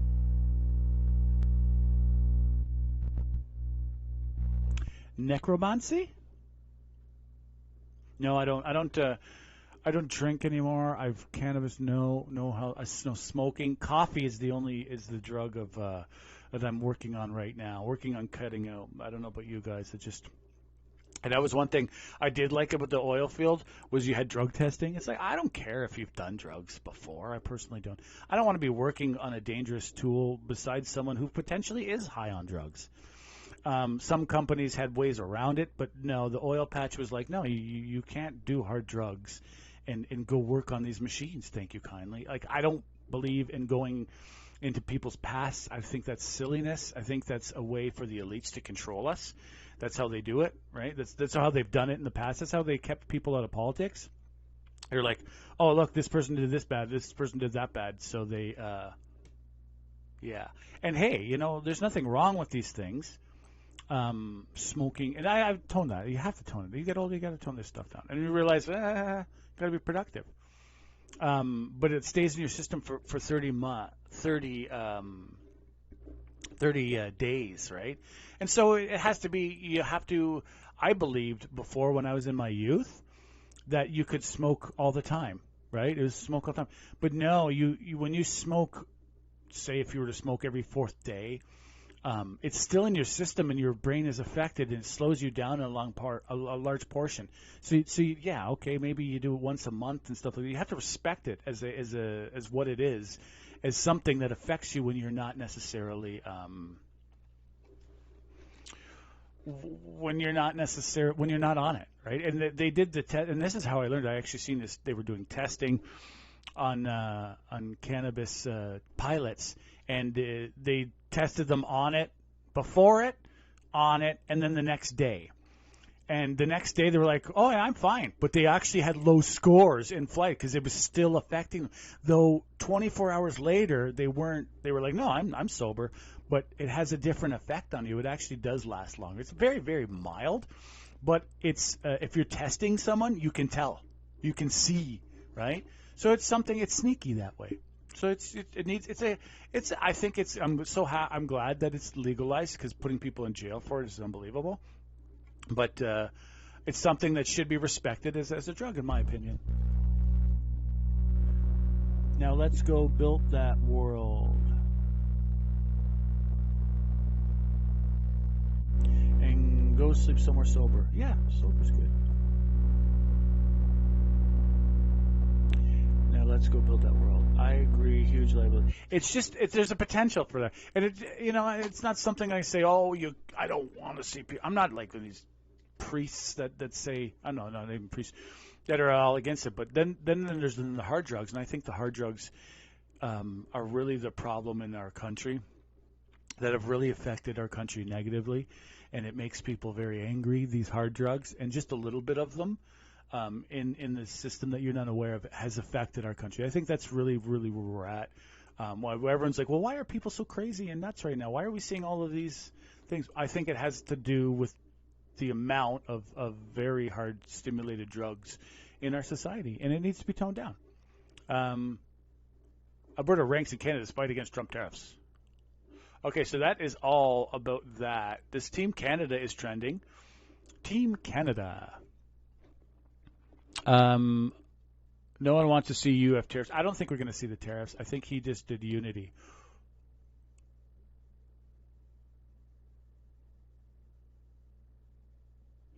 Yeah, I couldn't believe it. Like, there was a robbery in like Niagara region. They smashed and grabbed. They smashed these this. I couldn't believe it. Like in Niagara Falls area.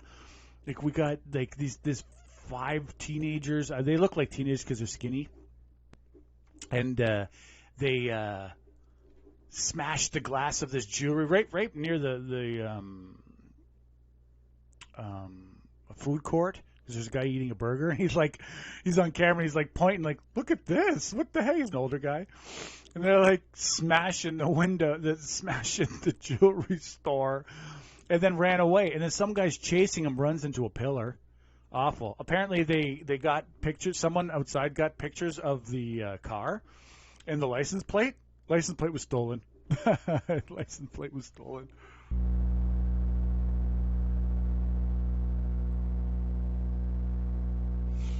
Yeah, I'm not against a banning of I think the cannabis being legal took a long time, and it's better. It's like, I'm glad that we have it. I'm just saying, I think that you, as a personal person, if you really want to be at the top of your game, you have to respect it. It's something that it will last 2 days in your system. You have to respect it. It's not something that everyday use, of course it will affect you. I was young and stupid, thought everyday use, nothing. Well, it does. You have to be here. And that's my opinion. I'm not advocating against anything. Griswold. No, I haven't had any since I haven't done it in at least a decade. And it was always like, what I mean? Teenager. Never touched the stuff. Only smelled it once in a while. Yeah. The fentanyl. See, the fentanyl is the biggest crisis, and the fentanyl is what Trump is on. If you're dealing that stuff, you better be getting rid of your stuff, because I think that, at least from what I read and wrote it, and then Trump later went on it. So it's like he was obviously on it before. And I just sounded like it. They're going to be hitting the fentanyl really, really hard. So like those people that are with it. And I believe that they're not going to be hitting everything the way they did before. They're going to focus, because where it's coming from a certain area and of the world. And they want to stop those things. TikTok is also is also a thing, and it's hurting our people. It's just hurting our people. We don't want to see it. There's this one thing that I see. I think they call it trank in Philadelphia. Does anyone know about this stuff? Trank? I don't.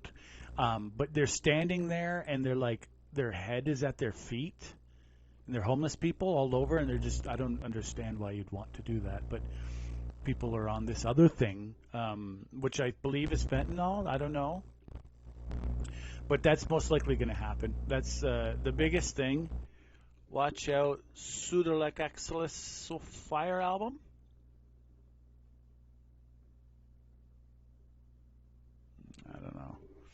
I don't know that band. But it's definitely a thing. Okay, I have not much more to say. I really appreciate everyone coming, and even the trolls. I appreciate you trolling. Boiled, fat fingers, my bad.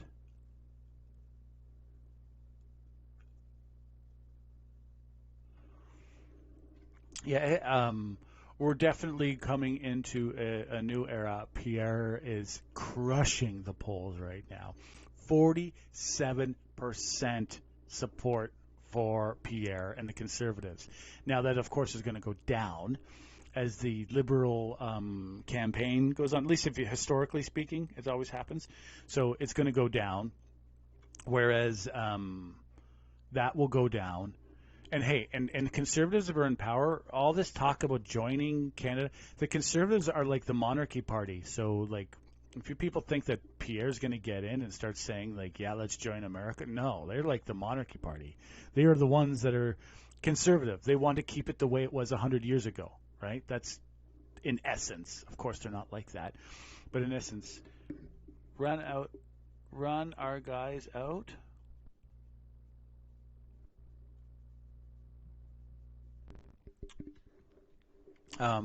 So yeah, there's going to be there has been talk about joining our monies together. That's a possible potential thing. It kind of makes sense to me.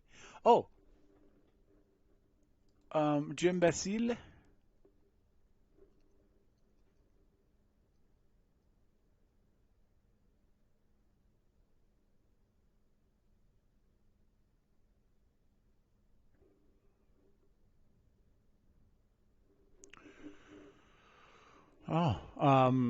The guy who started BlackBerry, creator, he's like a brilliant man of our country, like he is. Jim Balsillie. He said that we were just too close to America and we kind of sleptwalked into it. Yeah, and so I'm going to recap on this. That basically, Mark Carney has had a bad start. He's had a bad start. The problem is with me, I know that the WEF and all that stuff, I know that everyone's so scared of it. The one thing is I think he would be a good negotiator with these Trump, not just the tariffs, but with what's coming on. Oh, we had tariffs on us. They lasted about, I think, 2 months before. There was tariffs put on Canada. And we fought back in America. They had to crumble because we're so closely tied to them. There's, I think it's 21 or 22 states or 26 states have Canada as their largest exporting market. So if we fight back, there's a lot of states that'll be in trouble and they'll be very upset with this tariff thing. It does make sense to have tariffs with Canada. It does make sense to make us have closer ties, though, which is like WEFy talk, which I like Canada as it is. I don't know about you guys, but he had a rough start. Freeland has had a pretty good start because she came off swinging with carbon taxes gonzo. I don't want to. I won't cover the fires because there's enough big news that does that. In the news, Carney is in the news again. Carney's trending. He's trending with Freeland.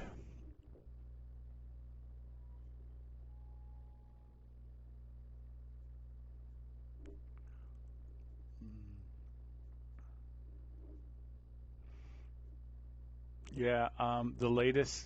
Cat Canada. Cat Canada has a Mark Carney with like the iron, the hammer and sickle. It's hilarious. He's having some logo issues, she's saying.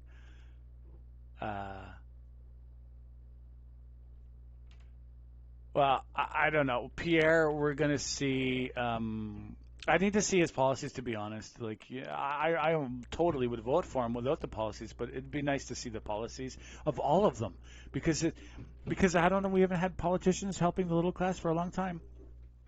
Run our guys out was ending.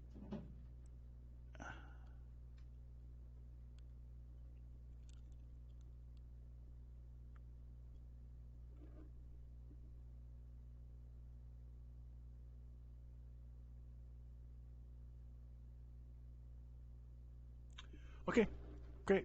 I think we're good. I won't let that go on.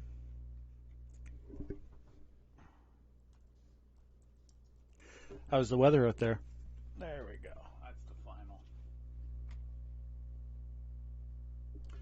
Like, subscribe, and comment. Have a good day. What is this? Oh. Oh, how to hack at someone. Yeah, you know that this is AI. This gig's gone. Have a good day. Bye-bye. Bye. Oh, Canada, our home and native land, true patriot love in all our sons of men. With glowing hearts we see thee rise, our true north strong and free. From far and wide, O Canada, we stand vanguard for thee. God keep our land glorious and free. O Canada, we stand on guard for thee. O Canada, we stand